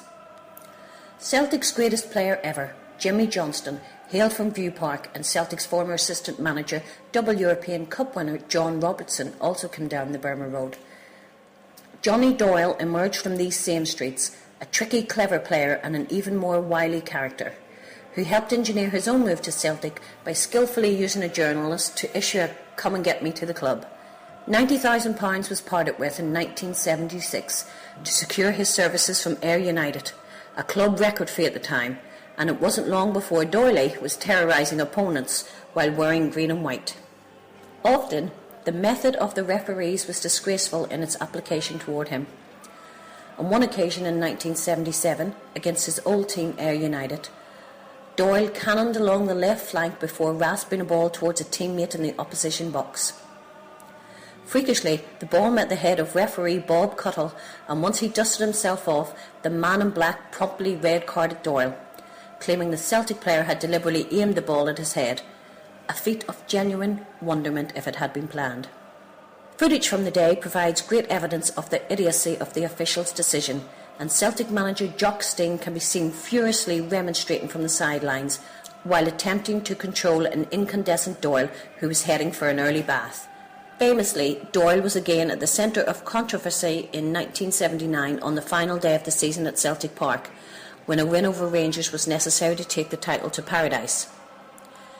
As a Rangers player time wasted on the deck, a frustrated Johnny Doyle kicked at him, and soon the bubble bath was being poured again as he was forced off the field of play. Rangers players clapped each other and smiled, but those merry facades would soon be wiped away as Celtic romped to a 4-2 victory and 10 men won the league.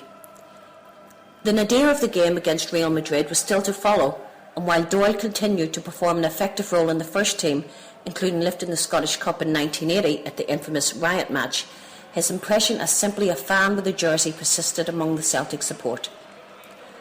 Often he was spotted leaving the Celtic team bus with Celtic scarf in hand. When fans remarked on this interesting little quirk, Doyle would often joke with him, "You have your supporters' bus and I have mine." A tragic figure, ranking alongside Thompson and Millsop in the history of Celtic, Doyle was nothing more than a mirror of those who paid the gate money at the Janefield Street turnstiles. Those who live in the hearts of those they leave behind will never die. And deep in the heart of Celtic support sits the imitable Johnny Doyle from View Park, now known worldwide as simply the man who loved the green. The story repeats over and over and over again, though, Stephen, because when you read the books about the guys that played during this period and you listen to the interviews of all these stars, 9 times out of 10, the reason they left Celtic was for the same reason, and it was all down to pound, shilling and pence. Well, as I said there, the club were never great players. I think they acknowledged that. I think where the Celtic players made up and was they paid great bonuses. And as long as the club was successful, then the players would certainly make more than probably in comparison with the big teams in England. But Davy Hay is a case in point. He left in 1974, and he was in dispute with the club through the winter of 73 into 74 because he was injured. And when you were out injured, you didn't get the bonuses. And Davy's argument was if you're injured in the course of playing for the club, then surely you should still get a reward. You might not get 100% bonus of what the guys are getting who are playing, but he was going down to a basic wage when he wasn't playing, and he thought that was tremendously unfair because it wasn't his fault that he'd been injured fighting for the cause, if you like, playing for the jersey. Well, it's very difficult to argue with that, isn't it? Yeah, and it's something that the directors could have taken on board. I'm sure I read somewhere that Davy Hay left on the basis of £10 a week. Now, this would have been at a time when the admission money into Celtic Park at the time would have been maybe something like 50 pence. Yeah. Now, £10 is basically 20 punters at the gate a week. That's perspective, isn't it? You know, and it goes to show how naive the directors were at that time, that they would just allow a class act like that to leave for the sake of a tenner a week, rather than get a wee bit of consultation and negotiation and come to an agreement. But as I said, Desmond was quite a stubborn guy, and I do think, if I can fire criticism at the board, that they were maybe too happy at times to sell, given the tremendous transfer fees that were coming in at that time, and not a lot it was going out in new players. So without sounding like a broken record player now, Stephen, 1973 we won the league again? Yeah. That was 8 in a row in 73. And we won that at Easter Road. Yeah, the Easter Road game, that was the year, for the first time in many years, that Rangers made a fist of it in the league. And it was nip and tuck between Celtic and Rangers all the way through the winter and spring of 1973. And with 2 games left, Rangers went to Pittodrie and dropped a point, which gave Celtic a points advantage going into the last game. But unfortunately for us, the last game was against Hibs, who were a real great team at the time. Guys like Pat Stanton and Jim O'Rourke, Alan Gordon, Alec Edwards, they had a really, really good side. So there was a certain amount of nervousness when the Celtic fans were travelling through Edinburgh. Now, the official attendance that day was 48,000, and it's incredible to think that a ground like Easter Road ever held that amount of people. And it's estimated that 40,000 Celtic fans travelled through the M8 that day to support Celtic. Because this was in an era where there wasn't any segregation in the stadiums, where you could basically sit where you like, stand where you like. And there wasn't so much conflict between the opposing fans. That was to come a wee bit later in the 70s. But in 1973, that is a fantastic amount of people at any time who would travel through and support their team. And happily enough, the boys clicked on the day and they were convincing winners by 3-0. And that was 8 in a row. That was I think of all the, maybe apart from Ibrox in 67, of all the championship wins that we had, that one is it's definitely one of the most memorable. And why do you say that? Because because of the circumstances? Yeah, the circumstances, most of the league titles that we won were won fairly convincingly, and you knew from the new year onwards that there was a more than good chance we were going to win the league. But that year, because Rangers were involved right until the last game, it was really exciting. And the fact also that the number of people that went through to support Celtic that day made it something that the Celtic fans who were there were speaking about for years to come. It's Celtic first and Celtic last and Celtic over all. There was little doubt that Stein's fire and focus had been dimmed by his brush with death in age 74, and in the spring of 1978, the big man knew the time had come to step down. The statistics will tell you that as Celtic manager, Jock Stein won 10 league titles, 8 Scottish Cups, 6 League Cups, and of course, the European Cup. But as glorious as those facts are, his achievements cannot be measured in trophies alone. Jock Stein set standards, raised expectations, and made dreams come true. When the world of football was in danger of being choked by the negativity of Catenaccio, Stein's team showed in Lisbon that attacking football had a future. He would depart Celtic without his achievements being given anywhere near the recognition they fully deserved. But in the hearts of the Celtic support, Stein's legacy would live on. There was only one man with the presence and stature to step up into the void left by Stein: Billy McNeil. For so long, Stein's marshal on the pitch, McNeil was manager of Aberdeen when his old boss himself invited him to return to Parkhead. McNeil knew he faced a daunting task, but the former skipper had his sights set firmly on regaining the title he had won so frequently as a player. He showed his intent with a record 200,000 signing of winger Davy Provan from Kilmarnock and the capture of a promising Dumbarton youngster, Murdo MacLeod. But under new boss John Gregg, Rangers were chasing back-to-back trebles. They were also enjoying an excellent run in the European Cup, having eliminated PSV Eindhoven and Juventus. The winter of early 1979 had been fierce and long.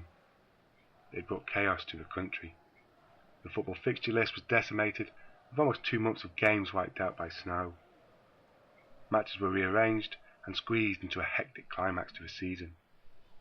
The rearranged fixture list meant Celtic and Rangers would play twice in the last month of the season. Rangers won the first encounter at Ibrox by 1-0, but the manner of their victory was significantly more convincing than the scoreline suggests. The Ibrox club were now favourites for the championship, but the boys continued to pick up vital wins to ensure that their final clash on May the 21st would be a title decider. The match would be the Celtic's last game of the season. Rangers had a game in hand and knew that a win at Parkhead or a win and a draw from their remaining 2 games would secure the championship. On a grey, late spring evening, a packed Celtic Park was set to witness one of the most incredible 90 minutes ever seen at the famous old ground. Despite an official attendance of 52,000, there was not an inch of terrace and spare as the hopeful from both sides squeezed into the park. The atmosphere was crackling long before kick-off. Celtic began the game well, but the visitors showed typical resilience in defence. Then, after 9 minutes, great play by Davy Cooper created a chance for Alec MacDonald, and the striker slotted home to put the visitors in front and deliver a bitter blow to Celtic's hopes. The boys would dominate the remainder of a frantic first half, but despite spirited Celtic pressure, Rangers stood firm. The championship dream seemed even further away when just 10 minutes after the break, Celtic winger Johnny Doyle swung a boot at MacDonald, who was lying prone on the grass.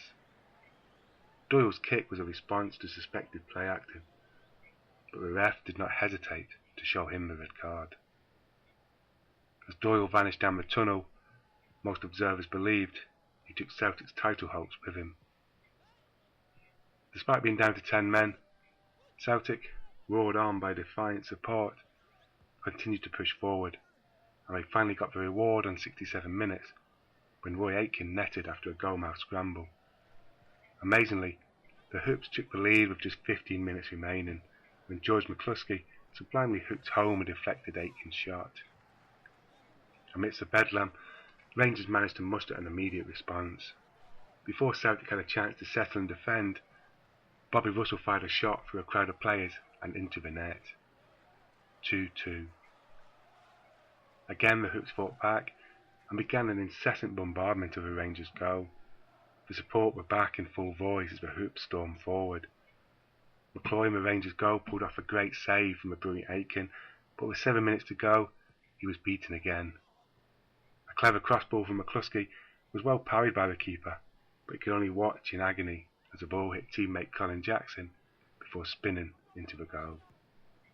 Pandemonium swept around Celtic Park. Then, with just a minute remaining, Murdo McLeod strode forward and from 35 yards unleashed a fearsome drive which ripped into the Rangers' net. The title was coming back to paradise. Delirium and mayhem ensued. Celtic had won against the odds. It had been a game, a triumph, and a party no Hoops fan would ever forget. Despite all the recent turmoil and upheaval, Celtic would end the 1970s as they had begun them, as champions of Scotland. A fresh decade awaited, and with it would arrive new rivals and a new challenge. A challenge from the East. It's Celtic first and Celtic last and Celtic overall. And in 1974, again, there was huge success again. You know, we won the league for the 9th time. We won the League Cup 6-3 against Hibs, which in turn was a record as well. And then we also made it to the semi-final of the European Cup for the 3rd time. Mm-hmm. Only this time... Yeah, only this time the result was a little bit more conclusive, I think. Yeah, it's a wee bit misleading in 74 because the other European runs that we went on would beat teams of a fairly decent standard. But in 73-74, we beat the Finnish champions Turku in the first round, and then they beat the Danish champions Velja in the second round, which took us on to the quarter-finals, and we played Ball. Now, the Celtic team of the late 60s, early 70s, I think would have beaten Ball pretty convincingly. Yeah. But in 74, we almost made a hash of it. We lost 3-2 in the first leg, and then in the second leg we went 2-0 up within about 15 minutes, and the half time it was 2 each, because the defence in those days maybe wasn't what it was a few years earlier. But they did still have the strength of character to fight back, and they took the game to extra time, and it was a really dramatic occasion in the second half extra time when Steve Murray scored with a looping header, and a lot of people from that era thought that was another Vojvodina. You know, the fact that it was quarter-finals and it was scored that late goal at Celtic Park, so there was a wee bit of symmetry that this was going to be like 67 all over again. But of course we drew Atletico Madrid in the semi-finals, and they were... it's indescribable how bad their tackling was. Their tactics were awful, they were negative, they were defensive, they kicked, they hacked, they spat, and legend has it that they played maybe 3 or 4 guys who wouldn't normally get a game, but who were really uncompromising rough players, and they kept 3 or 4 of their better players for the second leg. And I hate to say it, but their tactics worked because Celtic couldn't break them down. And as the game wore on, the crowd became frustrated, the players became frustrated, and the Atletico had set out to knock Celtic out of their stride, and it has to be said that their tactics worked. 3 of them were sent off. I think 7 of them were booked, and 3 Celtic players were booked. And at the end of the game, there was basically a square goal between both sets of players going up the tunnel. So, you know, it was to be honest, it was a disgrace to the game of football, and it doesn't serve UEFA very well either, because they basically got a paltry fine at the end of it. So everything they set out for they achieved, and we were left licking their wounds with the prospect of a second leg to come in Spain. I mean, did Celtic go to Madrid thinking, yes, we can still win this? The first thing I recall about that is the fans were told not to travel, because Spain was under Franco at the time. He was a dictator, and the Spanish press had reported the game differently from what we had saw in the flesh at Celtic Park. So they had painted Atletico as the victims, and that this Turkish referee was out his depth and had favoured Celtic at every opportunity. So they're frothing at the mouth in Madrid for us coming to visit, and Celtic took it upon themselves to encourage the supporters. Not in those days, you'd probably get maybe 500 to 1,000 fans, maybe travelling in a couple of charter flights, who would have went and followed the team regardless. But not only were we going to play Atletico in a difficult circumstance in terms of the fact that it was nothing each and that they were favourites, but also we had no supporters on the ground that night. So it was really going into the Lions' den. But there was still that wee bit of optimism. We all hoped that if we could maybe score first, then that would give us an incentive, something to hang on to. And the away goals had come in at that time in Europe. So we sort of consoled ourselves that, I want each draw isn't within the realms of possibility. But sadly, it wasn't to be. They did put a good fight up, Celtic. They held out for 75 minutes, and they had a couple of chances to score, and another night might have went in. Harry Hood had a good chance, and Kenny Dalglish had a good chance. It just went by. The irony is that Reina, the Atletico goalkeeper, is the father of Pepe Reina, who Dalglish had at Liverpool. And I often wonder if, in the course of discussion, if Dalglish ever brought it up, the behaviour of his father's side. I'm sure he gets reminded about it now and again. I would think so, yeah. So that'd be the last time we would appear in a major European Cup semi-final for a long, long time. Yeah. In September 74, we were in the European Cup again, and we drew Olympiacos of Greece. And the feeling was that we were strong enough to get through, but we drew 1-1 at Celtic Park and lost 2-0 away. And I think that was the first major indication that we were now an ordinary team in European terms. We weren't a great team anymore.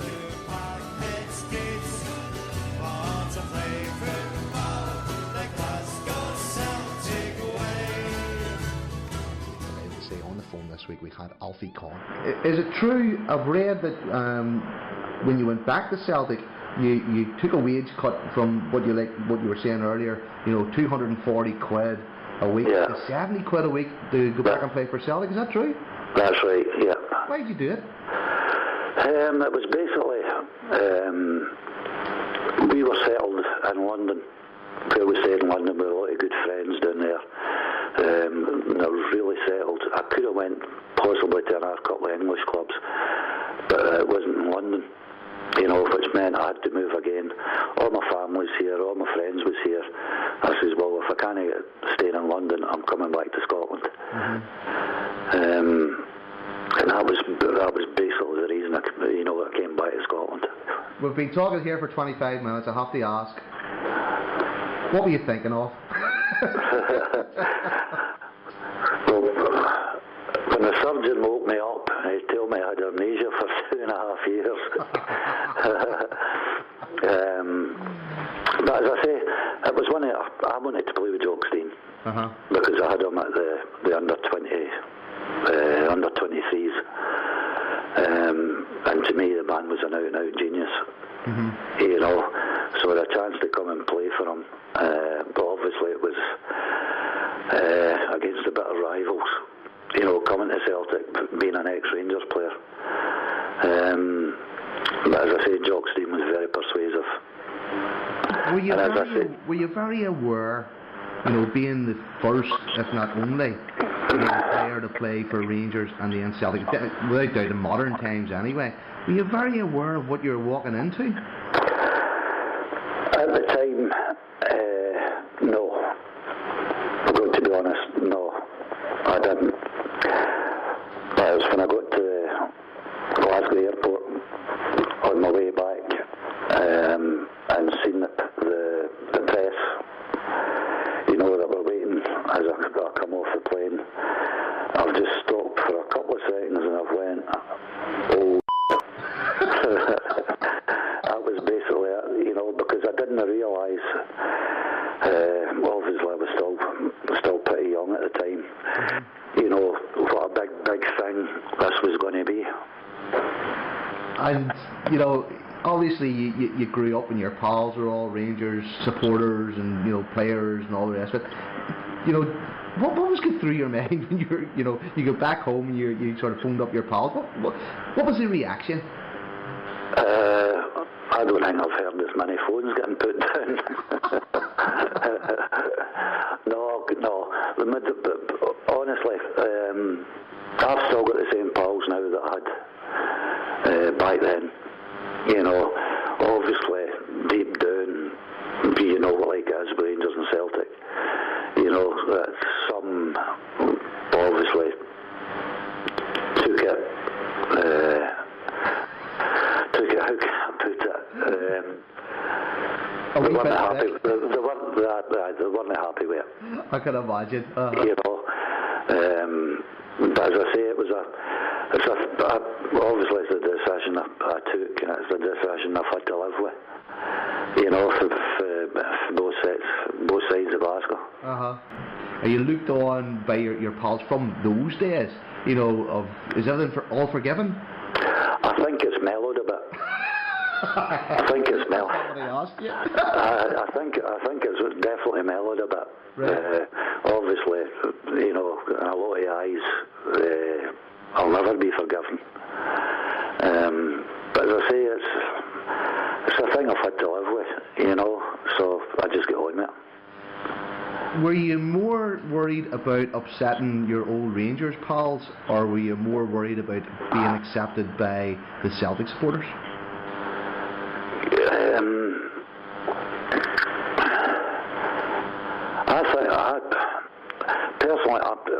I looked at it the way I was a professional football player. I had to make a living. So when I went on the park, it didn't matter what team I played for, they got 100% effort. You know, so it was a case of, obviously I'm going to upset one set of supporters, i.e. Rangers, and are the Celtic supporters going to accept me because I was an ex-Rangers player?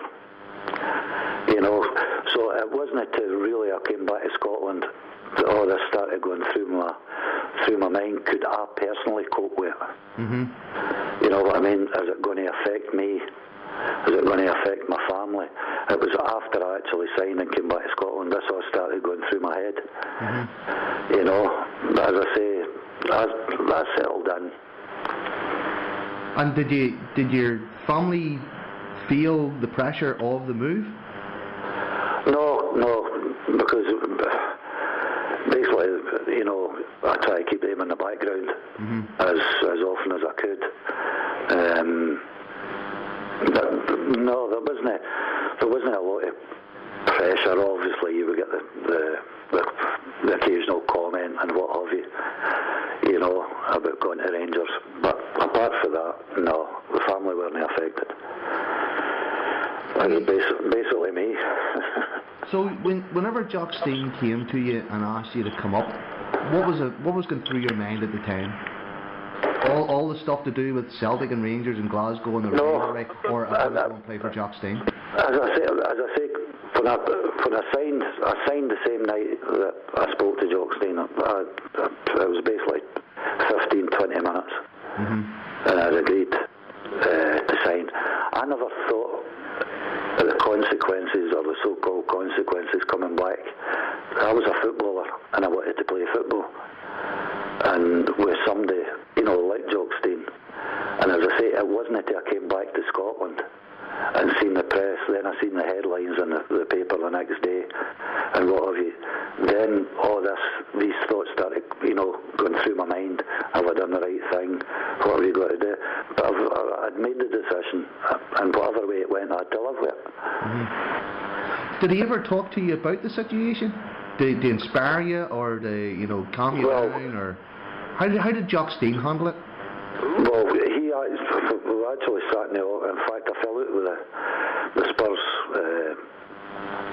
reserve team coach, because I was playing a reserve game. I'd just coming back from injury. I was playing with the reserves, and he took me off after 25 minutes. So as I'm walking off the park, I'm going, "What the F are you all about?" I says, "What do you take me off the now for?" He says, "Alfie, shut it, there's somebody waiting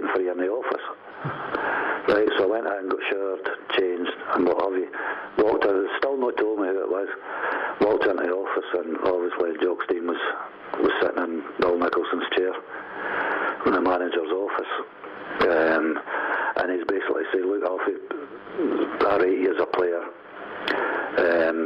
I'd like you to come to Celtic. I've spoke to the players.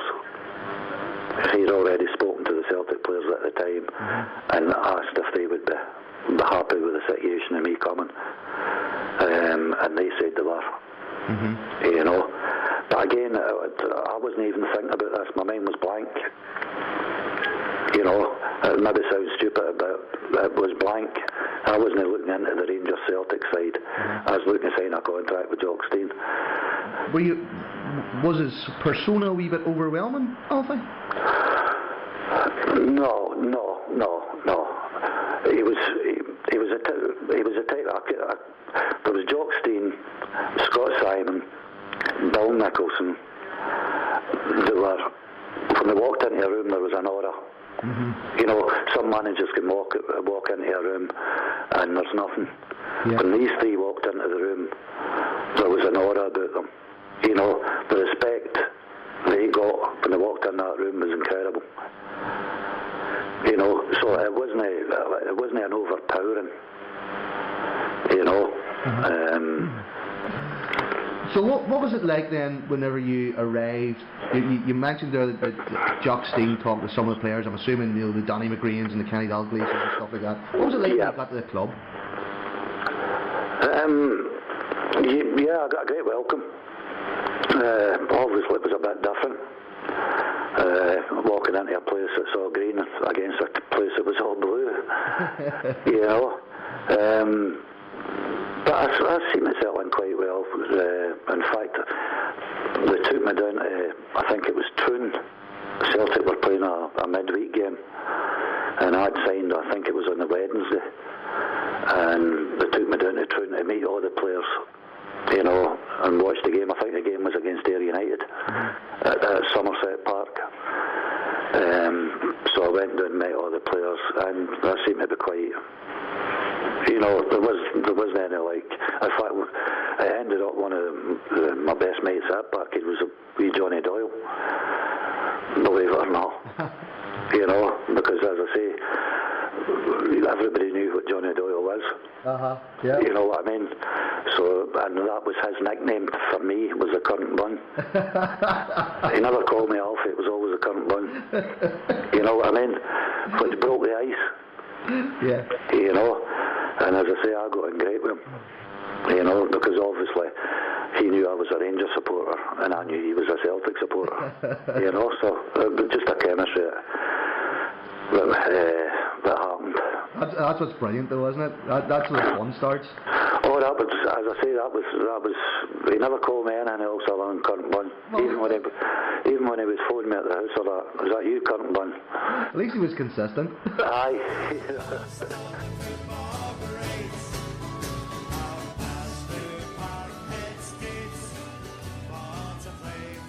And of course, season 73-74 was the end of Celtic's 9 in a row. And 1975, you've Jock Stein in the car crash, and everything at Celtic changed at that stage. You know, they didn't win the championship for 2 seasons, and the whole sort of backroom staff was under a lot of pressure at that stage, were they?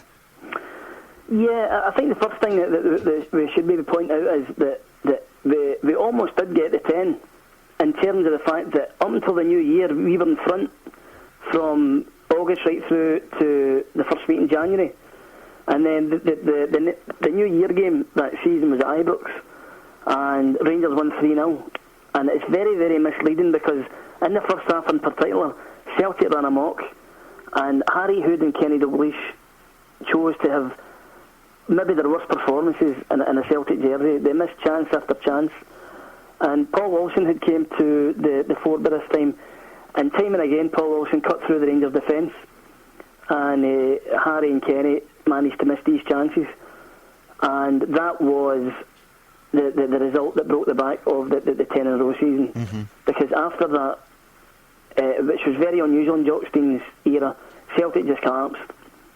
We started losing at home to Dundee United, and we were getting beat at Broomfield against Airdrie and things like that. Would never have happened in previous seasons. And I think there was just a feeling at the time that a lot of the players had become older at the same time.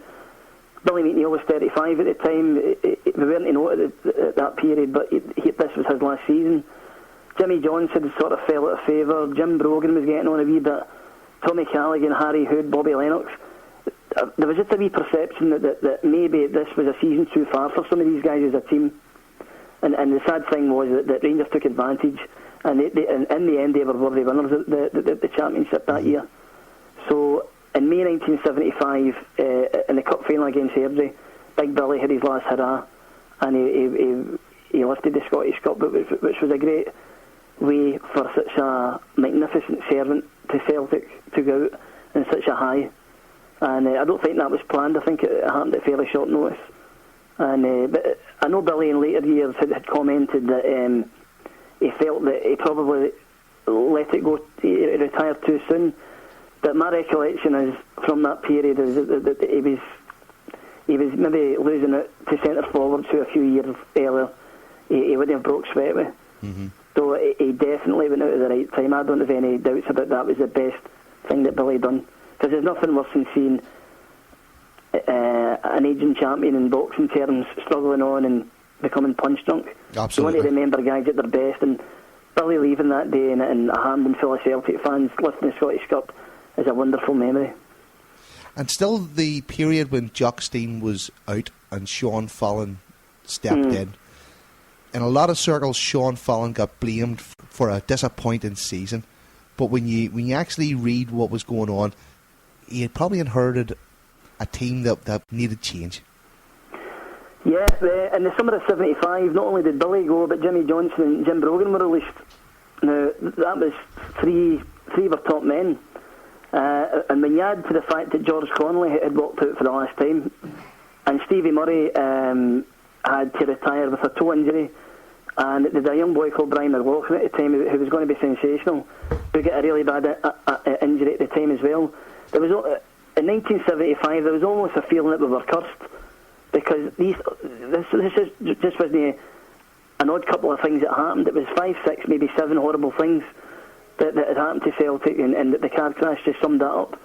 So I think Sean Fallon, in the circumstances, fought manfully, and Kenny Dalglish asked for a transfer in the summer of 75, and it was only through Sean's negotiation that Kenny stayed for another 2 seasons. Mm-hmm. So I think Sean was very persuasive in that respect, and I think Dalglish, in fairness to him, showed a great deal of loyalty at the time, because I felt that with Jock Stein in hospital, Kenny couldn't be seen to be betraying Celtic and leaving for England when they were faced with such dire circumstances.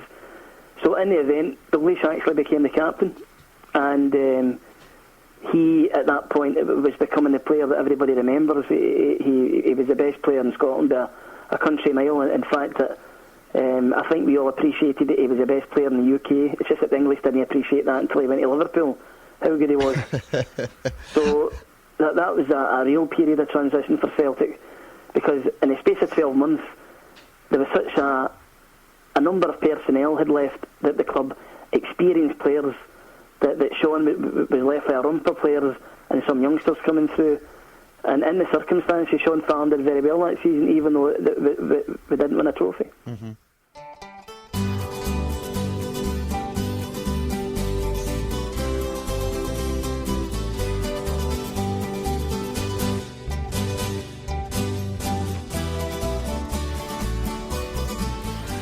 Okay, we're here today with Jeanette from the Celtic Trust, and we're going to talk a little bit about the organisation. So, Jeanette, can you tell me how the organisation gets started when you joined it? Or?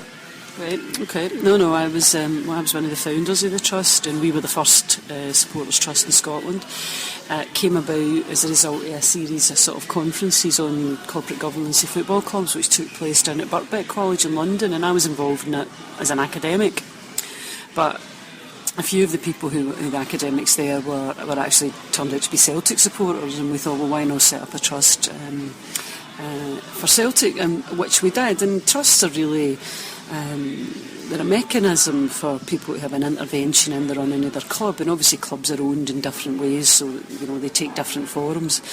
But they're a bit saying that being a supporter of a club isn't like being the consumer of any other business or the customer of any other business, and so and that also has government recognition that really they have a sporting clubs, not just football clubs, but initially football clubs, have a relationship with their supporters or their customers, which is different. A very obvious difference is if you don't like Asda, you can go to Tesco or whatever. If you follow it with your club, you really don't go anywhere else. It's just unknown for people to change clubs pretty much. So you're lost to the game altogether.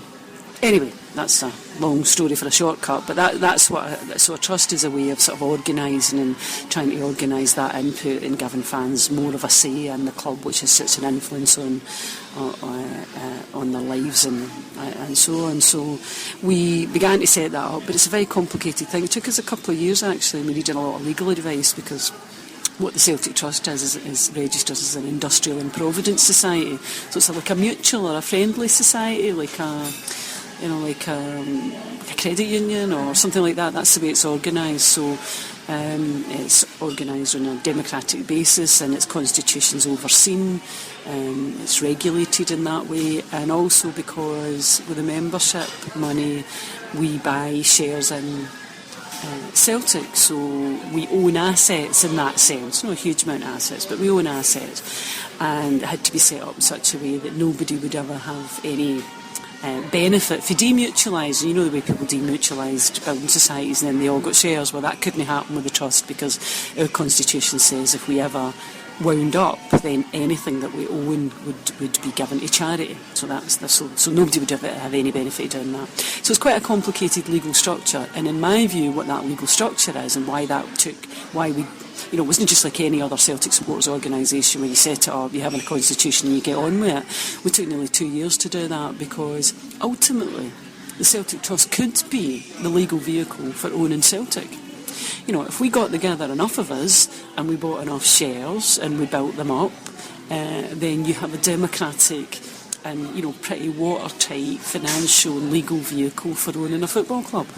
And that's not to say that we who are currently in the trust would own it. It would obviously be a much bigger organisation at that point, but that's the vehicle for doing it, and that's what it is. I've never thought of it as being, the Celtic Trust isn't the people who are in the trust now. The Celtic Trust is a legal and financial vehicle for owning Celtic, because I think Celtic should be owned by the fans. Well, I was quite unaware of what the organisation was, and due to recent events that's happened and social media, it came to me more light. Could you tell us, maybe in the last year, 18 months, how has your membership, has it increased by any? Yeah, it has.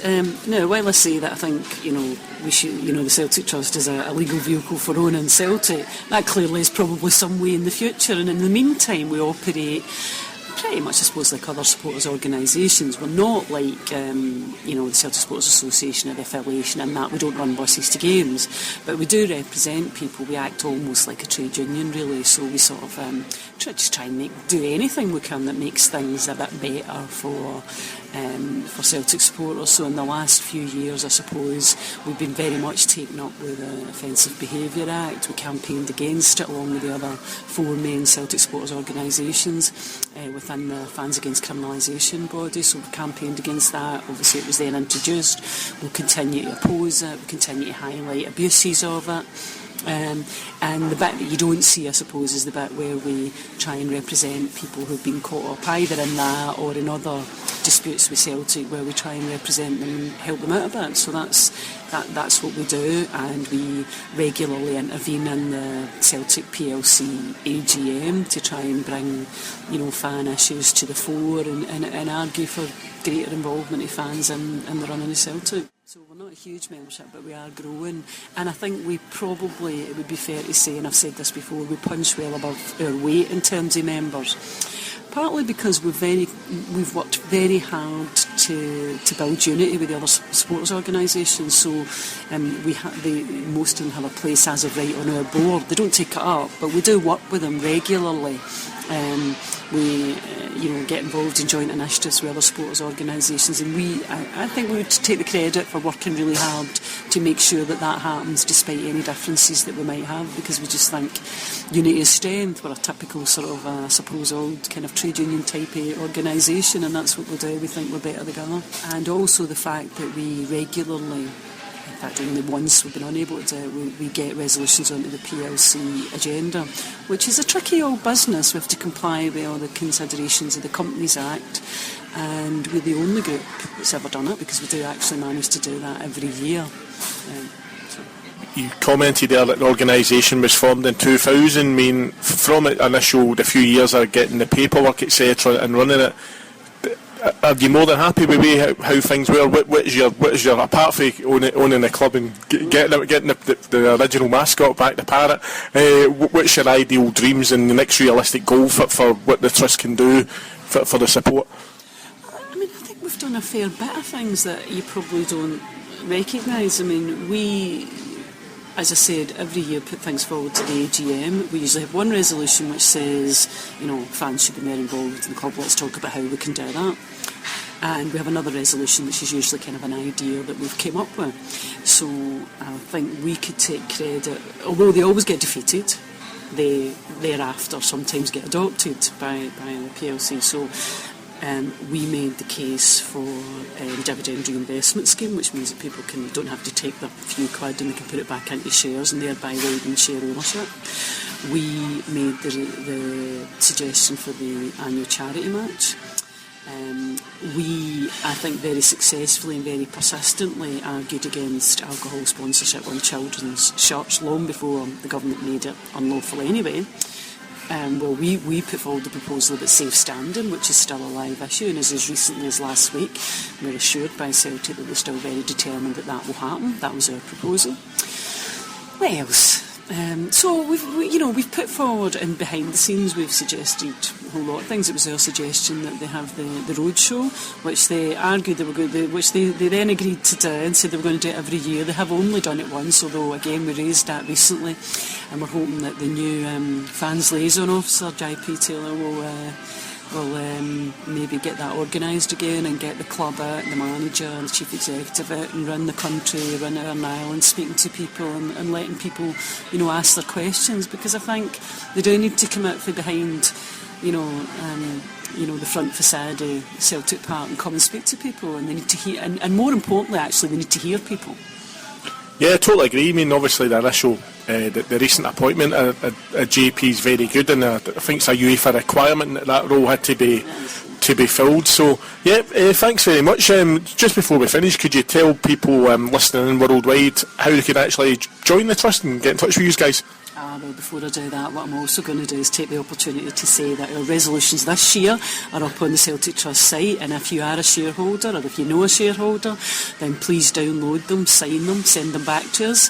You don't need to know anything other than your name and your address, or if that's not the address you lived at when you bought the shares and you haven't changed them, then give us your 2 addresses, send them back to us. If you have a scanner, you can scan them in and sign them and scan them in and send them back to us. And the 2 resolutions this year are yet again another one on expanding fan involvement in the club, and the second one is about the living wage, where we're asking Celtic to become the first UK football club to pay all its employees the living wage, and I think that's one that I think will get a lot of support. If you want to join the trust, it's very straightforward. You go onto the Celtic Trust website, www.celtictrust.net, and you will see a membership page, and you can join by PayPal. It's £10 a year, and you just fill in the form, give us your details, and you'll get a very nice welcoming letter from our lovely secretary, Mary McCusker. And you'll thereafter be involved in all of the discussions and debates that we have. And if you've got any time in your hands at all, we will thereafter grab you and make you do things. So I hope that doesn't put you off, but that's where we are. Okay, thanks very much, Ariel. To the Western Islands, from the hills of Kerry to the streets of Free Derry, this land was made for you and me. And you talk about Dalglish then leaving in August 77, but Kenny Dalglish left a double winning team. Mm-hmm. You know, we won the cup and we won the championship that year, and by all accounts, it was Jock Stein that contacted Bob Paisley to say that Kenny Dalglish wanted to leave and he should go to Liverpool. The saddest thing of the whole 70s, I think, is Dalglish's departure, because it's the one memory that we have, and I was a kid at the time. It's left a sort of like it's etched in my memory as well, because we knew how good he was and how hard he would be to replace. Stein had come back in 76, 77, and as you say there, we'd won the double. He'd made a couple of great signings. Pat Stanton had come in and settled the defence. Joe Craig had come in up front, scored a lot of goals, looked the part. And Alfie Conn had came as well in probably controversial circumstances, but Alfie Conn wasn't signed because he was an ex-Rangers player, he was signed because he was a good footballer. And it's my belief that Jock Stein knew that Dalglish was going to leave in the summer and wanted his replacement in early, because Kenny and Alfie in some ways were similar. They were flair players, they were guys who you could play up front, you could play them coming through from midfield in a deep position. Great technical players, good goal scorers. I would have to say that Dalglish was a considerably better player than Alfie, but Alfie had a spark to him, and he was a very creative player. And I am positive that Jock Stein signed Conn with the vision of Alfie Conn replacing Kenny when Kenny went away in the summer. Talking about Kenny's departure, he'd made it clear apparently that many months previously that he wanted to move on. Stein probably hoped he could persuade him, but at that time Liverpool had just sold Kevin Keegan for 500,000, and Liverpool had probably got a whisper that Kenny wanted to leave. So although Jock Stein contacted Bob Paisley, it wasn't that he wanted to give Kenny away, it was the fact that Liverpool had always said, if he becomes available, we'd like to be told. And right up until the last minute, they reckon that Stein tried everything to persuade Dalglish to stay, and he wasn't having it. In fact, there's a guy called Stephen Kelly wrote a great biography of Kenny Dalglish's life, and he tells a story in it that Liverpool's initial offer for Kenny Dalglish was £300,000. Now, they've got $500,000 in the bank for Keegan going to Germany, and they were willing to go the whole $500,000 to get Dalglish. So during negotiations, Liverpool kept getting up in banks of 20,000, because we always thought at the time 440,000 is a really odd number. Why no 450? You know, it was very strange. So apparently Liverpool kept getting up in banks of 20,000 until Desmond White called Jock Stein's bluff, and he thought at that point that Liverpool might have called off the transfer because the transfer fee was going too high. And what Desmond White didn't realise is that he'd done Celtic at 60,000 because Liverpool were fully prepared to put the whole $500,000 on the table to get Dalglish. Yeah. So we actually sold them in the cheap. But there was actually somebody once referred to it as the Dalglish syndrome when it came to replacing Dalglish, because you've got all this money, you've got £440,000, and you would think, let's just go out and get a replacement. Now, in the modern day, where Celtic find guys for Europe and South America and the Far East and God knows where else we get them to these days, that might be the case in point. But in 1977, Celtic only had one market, and that was the Scottish game, and there wasn't anybody remotely close to the class of Dalglish at that time. And then in 1978, probably one of the most significant changes within the club happened, and Jock Stein was moved to the side and Billy McNeil took over as manager. Yeah, Big Jock's last season was a particularly painful one. Not only had Dalglish left, but again, I was talking about a curse a wee minute ago there. Well, that curse carried on into 77, 78, because on the first day of the season, Pat Stanton had a knee injury that basically ended his career. He never played again. And Danny McGrain had a mystifying ankle injury from October onwards, and he was out for the whole season. And Alfie Conn missed the best part of the season as well. So the team that had won the double, the four players that you would argue that you couldn't do without most would have been Dalglish, McGrain, Stanton and Conn. That was probably your four best men, four most experienced players, and without them Celtic were a rudderless ship. And there were some horrible games. We get put out the Scottish Cup to Kilmarnock, who were a first division team at the time, at Rugby Park. There was another horrible Old Firm game at Ibrox where we were 2-0 up at half time, and in the second half we just capitulated and get beat 3-2. And that was just the story of the season. We get beat with Clydebank in the league. We lost 3 of the 4 league games to St Mirren, who were newly promoted under Alex Ferguson. And if there was ever a season where everything went wrong, and I mean everything went wrong, that was 77-78.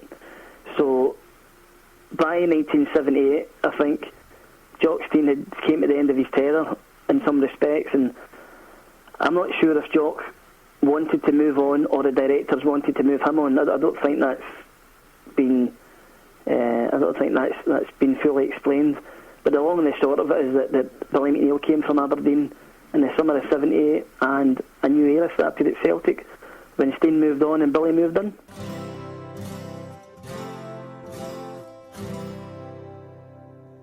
We seek him here, we seek him there, never to find. It's in my blood. It's a team I've always followed. Don't see them as a team, they're part of my life.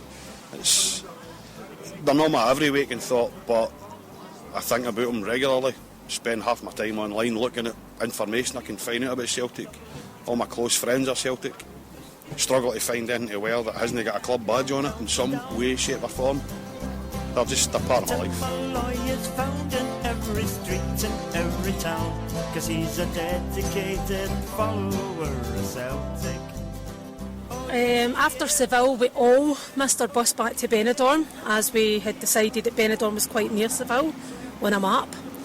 That night, because of the extra time, we missed the bus back. 9 of us slept in a train station. By the morning, me and another female had to go to the consulate, charter a bus back from Seville back to Benidorm, and by the time we got on the bus there were 38 years. So that's probably the only time I've missed a transport, being the convener of it all. In Germany or Holland and in Norway, in all the towns like Donegal or Marseille, Glasgow town is where he's bound to watch the famous hoops, 'cause he's a dedicated follower of Celtic. Favourite Celtic player of all time is easily Henrik Larsson. Any particular reason? Just basically the guy just brought us back from the depths. I started going to see Celtic. My first game was in 1985, Scottish Cup final, Macari Proven free kick. After that, basically I went through my whole sort of adult life, sort of school age, watching us basically not win anything. Henrik Larsson arrived, we stopped the 10 in a row, we went from there on to end basically the domination of Rangers, and enjoyed great success ever since then. Got to go to a European Cup final with my father, which is something I always dreamed I'd do. I never thought I'd do it, and to me Henrik Larsson was a massive part of all that. Oh yes he is, oh yes he is, oh yes he is, oh yes he is. County Clare to Singapore or China, America or Canada, you'll find them. 10 years ago, Boa Vista. Everyone talks about Seville, but I always look at that. We got beat and it was just so gutting at the final whistle. But Boa Vista, have actually been there and in the stands with 4,000 fellow Tims, and knowing that we'd made it to a European final in my lifetime. We didn't win it, but just that feeling of getting there. We were coming out the ground dumbstruck. Oh, I was there another night, believe it or not, all my mates from the bus, everyone else, I was the only bloody one there. So I actually had to find a bar, and these good guys for Coatbridge took me under their arm and led me astray till about 5 in the morning. Yeah, you'll find dedicated followers of Celtic. It's Celtic first and Celtic last and Celtic overall. Although still dominant, Celtic were now a side in transition. As the old guard moved on, the homegrown youngsters like Dalglish, Hay, Connelly and Macari took centre stage, alongside astute signings like forward John Dixie Deans. Another League and Scottish Cup double was claimed in season 71-72, and progress in Europe had only been halted at the semi-final stage when Inter Milan claimed victory after a penalty shootout. but a 4-1 League Cup final humiliation at the hands of Partick Thistle proved transition would not be painless. The goals and talent of the young Dalglish now caught the eye, but in 1972-73 Celtic would end the season with just a solitary trophy, the League Championship. Perhaps more ominously, Billy Macari, frustrated by Celtic's wage structure, had made a lucrative move south to Manchester United. Normal service for Stein and Celtic was resumed when another domestic double was sealed in season 73-74, the title being claimed for a 9th successive time. In addition to this remarkable and record-breaking feat, an impressive European Cup run saw Celtic reach the semi-finals of the continent's premier tournament for the 4th time. There they met Atletico Madrid. During the disgraceful and chaotic first leg at Parkhead, a brutal Spanish side had 3 men sent off as they set out to prevent Celtic playing football by any means necessary. Their premeditated thuggery was effective and helped secure a crucial 0-0 draw. As UEFA sat idly by, Jimmy Johnstone and Jock Stein both received death threats prior to the return leg in the Spanish capital. In front of an intimidating crowd and more than 1,000 riot police, the game was won 2-0 by Madrid. Celtic's remarkable run of domestic dominance would come to an end in season 1974-75, when Rangers won their first championship for a decade. There was, however, some consolation as the outstanding Celt, Billy McNeil, lifted the Scottish Cup. That 3-1 Hampden final victory over Airdrie would be the retiring McNeil's 832nd and final game as a Celtic player. Soon afterwards, the great Jimmy Johnstone was handed a free transfer. The loss of such experienced and charismatic characters was an obvious blow, but at any club, the eventual departure of heroic veterans is inevitable and expected. Other exits were more difficult for the support to swallow. Davy Hay departed Celtic in the summer of 1974 to join Chelsea. Like Macari, Hay too had been frustrated by the financial arrangements at Parkhead. Hay's departure would also hasten the exit from the game of a mercurial yet fragile talent of George Connelly. Scotland's Player of the Year in 1973, Connelly had overnatural ability to become the finest player of his generation. On the pitch, he was elegant and assured.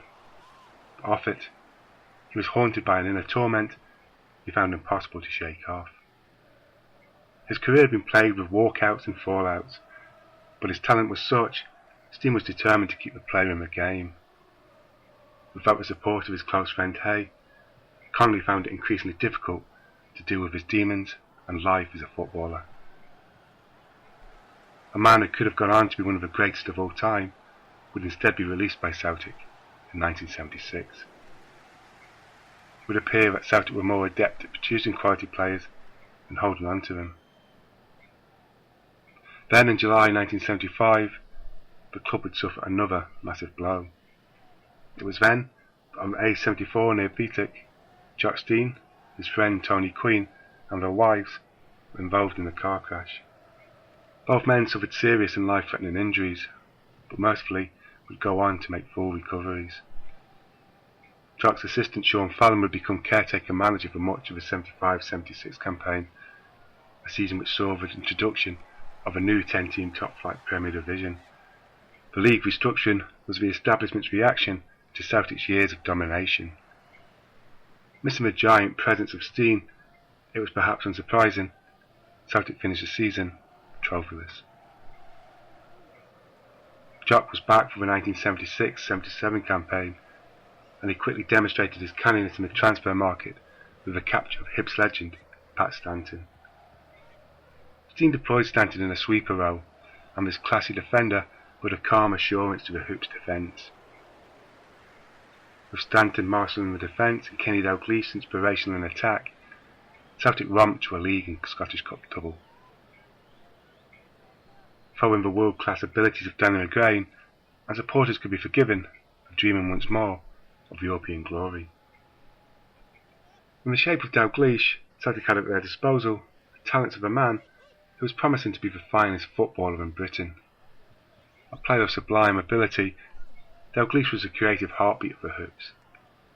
An inspiration, his wonderful natural gifts were complemented by dedication, work rate and professionalism. Capable of moments of genius, this was a player who would walk into any side in the world. For several seasons, the press had tried to unsettle Dalglish with idle speculation and stories about how he had no option but to better himself by heading south. These media stirrings failed to overly worry the Celtic support though. They were confident that for all their past failings, the Parkhead board would not let this immense talent leave. They were wrong. Just 3 days before the start of season 1977-78, the nightmare scenario for Celtic fans became a reality. The move to Liverpool, who were looking to replace the recently departed Kevin Keegan, was sudden. Dalglish had asked for a transfer, and after failing to persuade the player to remain in Glasgow, Jock Stein kept a promise to the Anfield club by informing them Dalglish was available. The Celtic support was left angry at both the club and perhaps instinctively but unjustly the player. The tremors from Dalglish's exit were immediate. The loss of Dalglish was compounded by Stanton suffering an injury which would end his career, while McNeil was sidelined by a serious ankle knock. A sense of gloom hung over Parkhead. Celtic endured a nightmare campaign, finishing 5th in the Premier Division and ending the season without any silverware. Significantly, for only time in Stein's reign, they also failed to qualify for Europe. It's Celtic first and Celtic last and Celtic over all. The fans weren't calling for Jock Stein to go. No, the fans, guys of my dad's generation who worshipped the ground that Jock Stein walked on, felt very bitter that the man had one bad season at 13. Mm-hmm. And if the directors had given him the financial backing, which I've touched on before in previous seasons, then they would have been in this position because you would then have been playing from a position of strength. And there was a feeling that Jock could turn it around, but there was also the feeling as well, I have to say, that he was never the same man after the car crash in 75. Mm-hmm. And some of the players from that period have touched on that through the years and said that there's something was missing in him. He didn't quite have the same presence of mind, and he didn't quite have the same energy as what he had previously. So I think it may have suited Jock in some ways to move on for a fresh challenge, and Celtic to move somebody in at a time when there wasn't any great expectation that anything that Billy McNeil done that season had to be better than what went the season before. Could you imagine what was going through Billy McNeil's mind to go in and take over that position? But Billy's on the record as saying that he'd been at Pittodrie for a year and he'd been very unlucky. He'd finished second in the league to Rangers. They pushed him really close. They lost the Scottish Cup narrowly to Rangers. He just signed Gordon Strachan and Steve Archibald, and I think we'll appreciate the players that they became in later years. He had a great eye in the transfer market, Billy McNeil, and he'd already inherited guys like Bobby Clark, Willie Miller, Joe Harper, Drew Jarvie. Aberdeen were a real good team, and I think I've read Billy through the years say that Aberdeen was a nice place to bring kids up because it's a one team city, so there's no great rivalry in Aberdeen. Everybody basically supports Aberdeen. Supports Aberdeen. And he says it was a lovely environment and it was a nice city. The oil boom had just started and Aberdeen was becoming quite a vibrant city. And Billy says when Celtic came calling, he was really torn because he knew that Aberdeen were about to achieve something, and the playing squad that he had at Pittodrie was inherently better than what he was going to take over at Celtic Park. That's true. But Billy McNeil being Billy McNeil, the lure of Celtic was too much, and he often, I think, wonders if he'd stayed at Pittodrie, he probably could have achieved what Alex Ferguson did in due course, and history might have taken a whole different direction. But Billy came back, and the lure of Celtic was too much for him.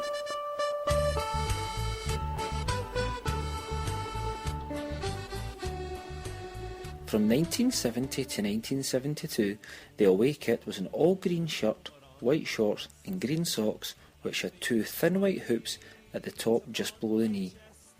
The previous third kit of all yellow was also used during this 2-year period as well. The 1972-1973 season seen a slight change to yellow third kit with a green collar and green cuffs being added. Our main change kit from 73 to 76 was the green and black vertical striped away shirt which featured a black collar and was worn with all black shorts and black socks. The 76-77 season seen the yellow kit from 72 and 73 make a return with a slight change of green shorts being worn with yellow socks, and the yellow shirt had a green collar and green cuffs.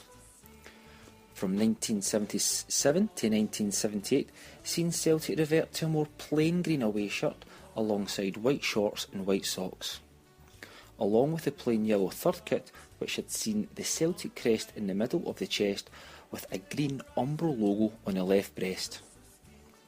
From 78 through to 1980 seen an Umbrofied green and white Celtic away kit used. A green shirt with a white collar and the Celtic crest in the middle of the shirt was plastered with small Umbro diamond logos from the shoulders right down the arms to the cuffs, with the logo also down the side of the white shorts and around the top of the green socks. The work is done and the stage is set. The Celtic...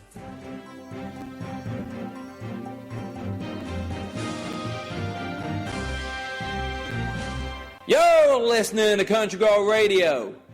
I'm Travis Buckletrank, and for all you rednecks that need reminding out there, today's date is August 16th, 1977, and it's time for the news. Newsflash, the king is dead.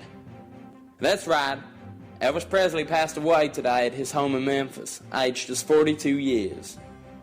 They say it was a heart attack. His road manager tried to revive him and failed. The hospital tried to revive him and failed. The only rock star to join the army, and I'm telling you, and you're probably telling me, this man needs no introduction. Let's play a little Elvis. God rest his soul.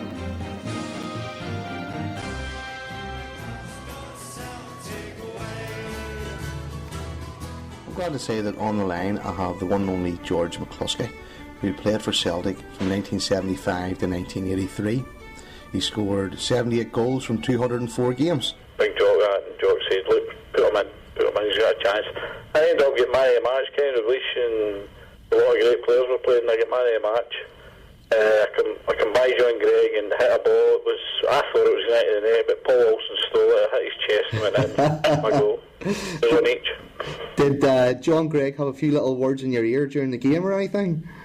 He did the usual part. I was going to do it, you're going to get done, all this, and I'm going to do it, we'll just wait. And I said, you're not quick enough to catch me, I said. And then 78-79, again you scored. Was that your first goal against Rangers in the first team? Oh, I come along the byline and gave the goalkeeper the eyes as if I was cutting it back, and he could have moved half out, and I smashed it into his near post. And I was at the opposite side of the jungle, but after I scored, I just realised I was standing in front of the jungle, so I must have lost the place and ran all the way out. What was it like? What was the feeling like just to do that? You know, a boyhood dream come true.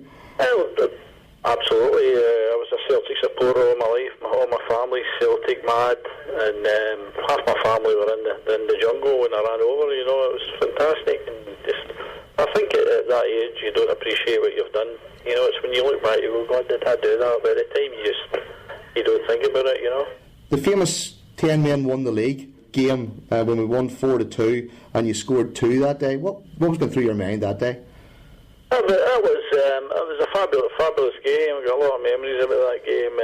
For some unknown reason, everywhere in Glasgow went on strike. The buses, the trains, taxis, even STV and BBC went on strike. They never filmed it. I think Celtic TV got a wee bit of it, but it was very kind of hazy picture. But I remember that we had to win, and Rangers had another game. And if they got a draw against us, win their next game, they'd win the league. and obviously there's a wee bit more excitement in it when that happens. It was very disappointing. I never got a Scotland cap. I was absolutely. I think I was the top goal scorer that year, and the fellow next to me had about 20 goals, Paul Sturrock, and he got a cap, and I felt very bad about that, actually. That I was never given a chance to play for my country. But I was involved in one or two pools that they asked me to go to, but it was really deep into the league season, and Big Billy kind of told me, "No, you're not going, you're injured." And I said, "No, I'm fine, you're injured, you're not going." And that was it. Okay. That blew my chances of getting a cap. Do you think there is a paranoia about Celtic players not getting as many caps as what they really should have? I think back in the days it was definitely, I think it was predominantly kind of Rangers, people that went to watch Scotland in the days. I think it's all changed now.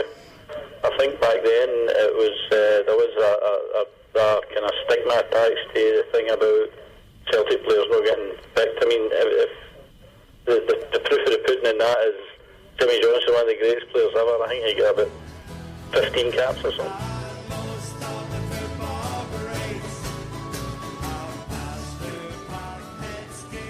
And still, when you look at probably one of the final great successes of the 70s, when 10 men won the league, there was Billy back, and could you imagine how he felt on that one night? Do you know, we can't just comment on that one game. That season was the freakiest season I ever recall in my life. And reason being is that they had a really, really bad winter between December and February. It was so bad that Celtic didn't play a league game between December the 23rd and March the 3rd. Now, that's the best part of 3 months. Mm-hmm. And we ended up maybe about 5th or 6th in the league by the time that the football came back in March, because some of the other teams were getting games played and were gaining points. But what we did have was we had a lot of games in hand, and none of us thought for a minute that we could win all these games in hand. And as it transpired, as spring came and the lighter nights came in and a wee bit warmer weather, Celtic were playing something like 3 games a week at one point. It was unbelievable. We were playing a game Saturday, Wednesday, Saturday, continuously, right through March, April, and the season was extended to the end of May. And we were playing some crazy fixtures. I mean, there was a Friday night game not long before the end of the season. We played St Mirren at Ibrox on a Friday night because Love Street was undergoing reconstruction at the time, and St Mirren asked the Scottish League could they move the game to Ibrox, and they agreed. But the agreement was that we would have to play on the Friday night because the Scottish Cup final between Rangers and Hibs was on the Saturday. So while all these Scottish Cup games are going on, etc., we're basically just playing away, winning games, and before we knew it, we were right up there, neck and neck with Rangers going into the last couple of games, and it was really exciting. In fact, Dundee United were probably favourites to win the league around about February, March time, because they were really on form and they had a lot of points in the bag. But towards the end of the season, they lost to Celtic and they lost to Rangers, and that was their momentum basically killed at that point. And Celtic had to win the game, didn't they? Yeah, we had no choice that night. The way it worked out was, if Celtic won, they won the league. If Rangers won, they won the league. But if the game had been a draw, Rangers had 2 games left. And in those 2 games, I think they needed a point. It was academic. They would definitely get a point against, I think it was Partick Thistle and Hibs they had to play. And the game was played on a Monday night, which again is a fairly unusual night for playing an Old Firm game. And the reason it was played on a Monday night was the home internationals were still played in those days. And in the football calendar, Scotland were due to play Northern Ireland on a Wednesday. So what should really have been a Wednesday night game was moved to a Monday. And the Celtic and Rangers players were allowed call off not to play in the home internationals because they were still playing these league games. Because this was really unusual in view of the fact that having such a bad winter had knocked the fixture list away to blazes, and we started playing games in crazy fixtures. And that fixture reflected that craziness too. It did. It was a cup final to all intents and purposes, and there's very few Old Firm games through the years that have took on that terms of importance. The winner takes all, and that was the night to end all nights in many, many ways. And I think that Celtic were a goal down, and then of course John Doyle gets sent off for who knows what. Assault. Well, At the time we felt, well, first of all what I have to say is we were 1-0 down at half time, but you know, we weren't playing badly, and at half time I remember being fairly confident that we could turn it around in the second half, because I think Roy Aitken had hit the bar, but had the majority of the game. It was maybe typical of the Celtic Rangers games of that period. We would hit them with everything and they would break up the park and score. And there was a wee feeling of injustice that this wasn't fair and that this was going to happen again. And I think some of the fans maybe felt there was a sense of inevitability that this is what happens. This is just it's part of being a Celtic supporter. Part of being a Celtic fan. This is how it goes. And then, as you said, Doyle gets sent off. Now, at the time, we felt it was an injustice. But having seen the old grainy black and white film for the Celtic films, Johnny Doyle clearly kicks Alec McDonald when he's in the ground, and he did deserve to be sent off. He just didn't mean it. It's an accident. You know, McDoyle and Doyle of that period were the two most antagonising guys in either team. The Rangers fans absolutely hated Johnny Doyle with a vengeance, and Alec McDonald was despised by the Celtic fans. That's because he kept scoring against us.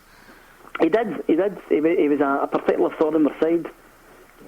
And what I'm trying to say there is, you were talking about two live wires coming together, and I've no doubt that McDonald was lying in the deck, verbally giving it to Doyle, and Johnny's just lost it for a second and went, "Who are you talking to?" And he's maybe given him a wee kick in the midriff. And unfortunately for him, full view of the referee. And in fairness, he didn't put a fight up Doyle. I think he knew that what he'd done was a serious offence, and he basically walked off the park in floods of tears. And thinking to himself that he had basically cost us not only the game but the whole title, and that the whole season would have been a waste at that point. You're cracking, so you are. Just give him a wee kick. But anyway, so the game then went to 1-1. Roy Aitken scored, and then George McCluskey scored to make it 2-1 for Celtic. Yep. Now, at that point... So that was it?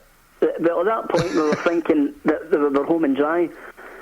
Now, from memory again, there might have been about 20 minutes left at that stage, so we were all praying like Benedictine monks that the referee would have maybe blown the whistle early and we could have held it. But as happens, Rangers get a corner right away, and Bobby Russell scored with a low shot that went in off the post. But through a forest of players, it was one of the goals you think, how did that go in? Because surely somebody could have stuck a leg out and cleared it. And at that point, Rangers are back in the driving seat. It's 2 each. They only need the draw, really, because they've still got the 2 fixtures left.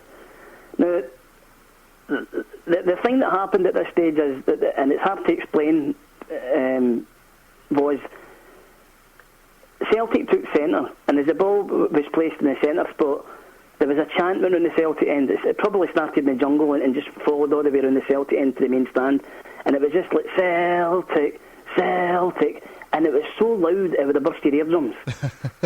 and the hairs in the back of your neck are standing up, and we just felt, you know something, see if we've got 2 goals already with 10 men, there's maybe like 15 minutes left here.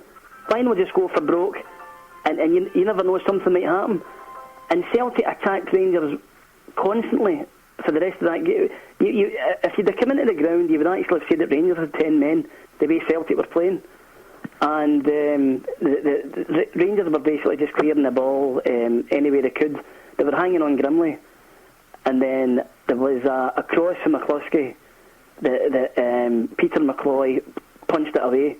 And as he punched it away, it struck Colin Jackson in the knee, and it rolled towards the goal. Now, I was right behind that goal. I was 13 at the time, and I was standing directly behind the Celtic goal, and I couldn't believe that ball was rolling, and it seemed like an eternity to get into the net. And I saw Jackson running after it, and I saw Roy Aitken running after it, and I was praying that Big Roy would get there first. and as fate happened, I feel a wee bit sorry for Colin Jackson, because he wouldn't have starting anybody. I would rather Roy Aitken get the goal and get the credit than Colin Jackson have to live with scoring an own goal in a game of that magnitude. But again, as fate would have it, the ball just rolled over the line and no more. It was so un-Celtic-like, wasn't it? Well, I'm sure Aitken ended up in the net as well. There was a big sort of collision, and there was bodies in the net, and all we knew was that the ball was in the net. And then you've maybe got 7 or 8 minutes left to defend, and by this time Rangers are attacking, and you're thinking, oh my God, they've already ripped the heart out his once for an equaliser. What if it happens again? And to be honest with you, everybody talks about, I think that the most famous goal was the Murdo McLeod goal. Of course, yes. I don't remember that goal getting in. And I'm serious in that, because it was a wee bit of a mixture of celebrating and almost like, you know, sometimes when you're watching a film, you look through the cracks of your fingers. and it's really hard to describe. Any Celtic fan who's been to a Celtic Rangers game knows the feeling, but you maybe multiply it a couple of times, because it was such a game of tremendous importance. Yeah. And Murdo just cracked one in for 25 yards, and that was it. And it has been talking about it ever since. Talking about it ever since. And I don't think any of us actually remember the final whistle. It was just a period of constant celebration from that moment onwards. It was utterly surreal being there that night. Terrific. Even to hear you talking about it now, Stephen, I mean, all you can do is laugh, really, now, isn't it? I'm smiling from ear to ear. That's why. It's the kind of thing, if you read it in a boys' magazine, you probably you'd shake your head and say, that would really happen. Never happened. And yet, to actually happen in an Old Firm game was astounding. And at that moment, Celtic were back in top in the Scottish game, so they finished 79 the way that 70 had started as champions. And that's a fantastic way to end this chapter of the podcast, I think, on a high note. Yes. We started off at a high, and then we sort of fluttered round lows, but we're back up to a high, and that's the way we should end this chapter. Before you go, Stephen, and first of all, thanks very much for coming on and reminiscing about all those fantastic days. I'm going to ask you to nominate a charity that this portion of the podcast will make a donation to. I would go for SCIAF, Scottish Catholic International Aid Fund. I think all the people listening would know who SCIAF is. Absolutely superb. Stephen, I can't thank you enough for coming on. And for once, we just talked about football all night. Yeah. We're up to what, chapter 7, chapter 8, and that's the first time we haven't talked about things going on in the streets and in the government, and we had lots to talk about. So we had strikes, and we had Mrs. Thatcher and all that kind of stuff. And obviously, do you know the funny thing there is that at the time of the 4-2 game in May 1979, Maggie Thatcher won her first election days before it. And I always remember that I think that most people of that period will recall she stood outside number 10 and she quoted St. Francis of Assisi. Where there is strife, maybe bring, that kind of thing. Well, I think she's telling lies. So that's something that, in fact, that through the years, that I've read in a few the Celtic websites, if there was a Faustian pact, would you go back in time and change the 4-2 game if it meant that the Tories didn't win the election? That's a hard one, so it is. It's very, very difficult. I mean, when you think of the misery that Thatcher caused in many, many ways, and you think maybe a 90-minute football match, it certainly puts things in perspective. I know, but she only lasted for about 7 or 8 years. We're talking about clubs being here for 125. The pain she's given us compared to the joy Celtic have given us. I think we've outlasted it, eh? Aye, yes we have. Stephen, thanks so much. And if anybody reads the Celtic Underground website, Stephen writes regularly under the name of St. Anthony. And it's been great, as I say, Stephen, to talk to you tonight. And the stuff you've done on the 70s on the website, on the Celtic Underground website, has been absolutely invaluable to anybody reading about the history of Celtic, and was the main reason why I wanted to get you on tonight. And I can't thank you enough. It's my pleasure, Chris. My pleasure.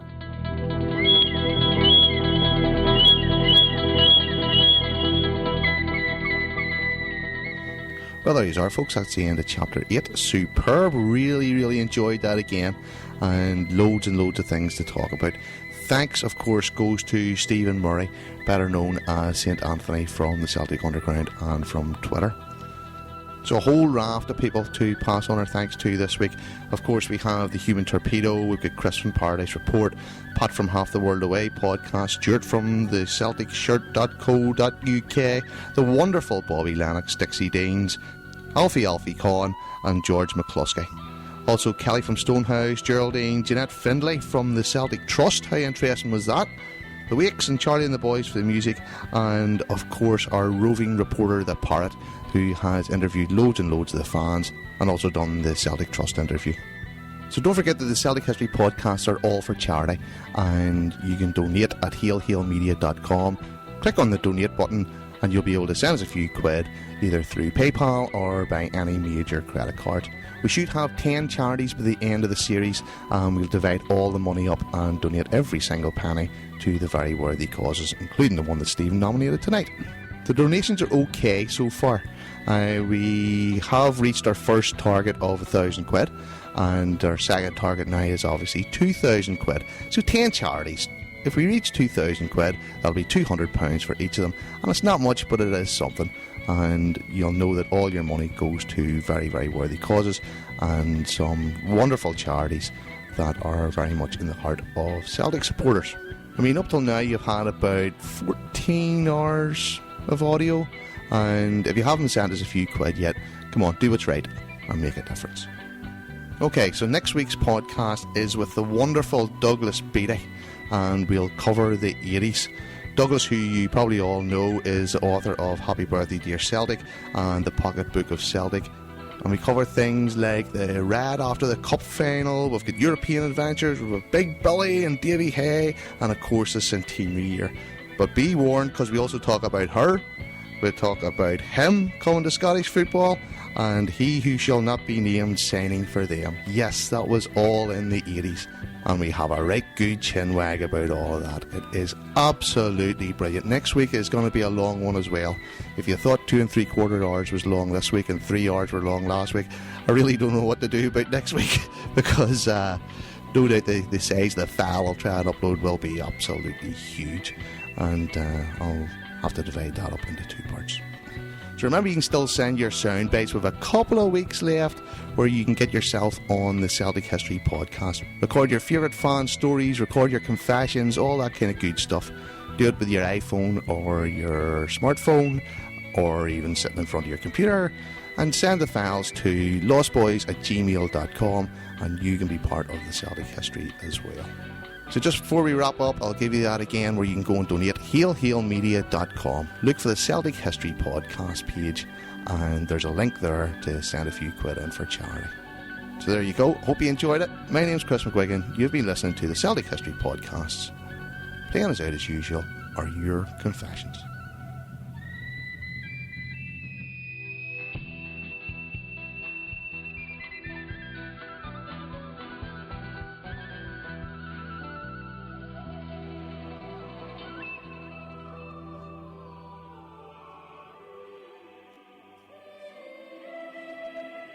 I think I'm the only person to ever dislocate my knee watching Celtic.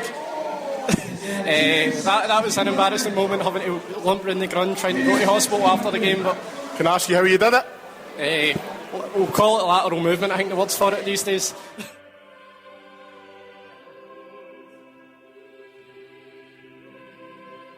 A fair few years ago over in Luxembourg for Jeunesse Esch and the Europa Cup, and absolutely great day, beautiful weather, everyone was tremendously pissed. Wim Jansen chased me up the street trying to get a photograph of me. It was embarrassing for him.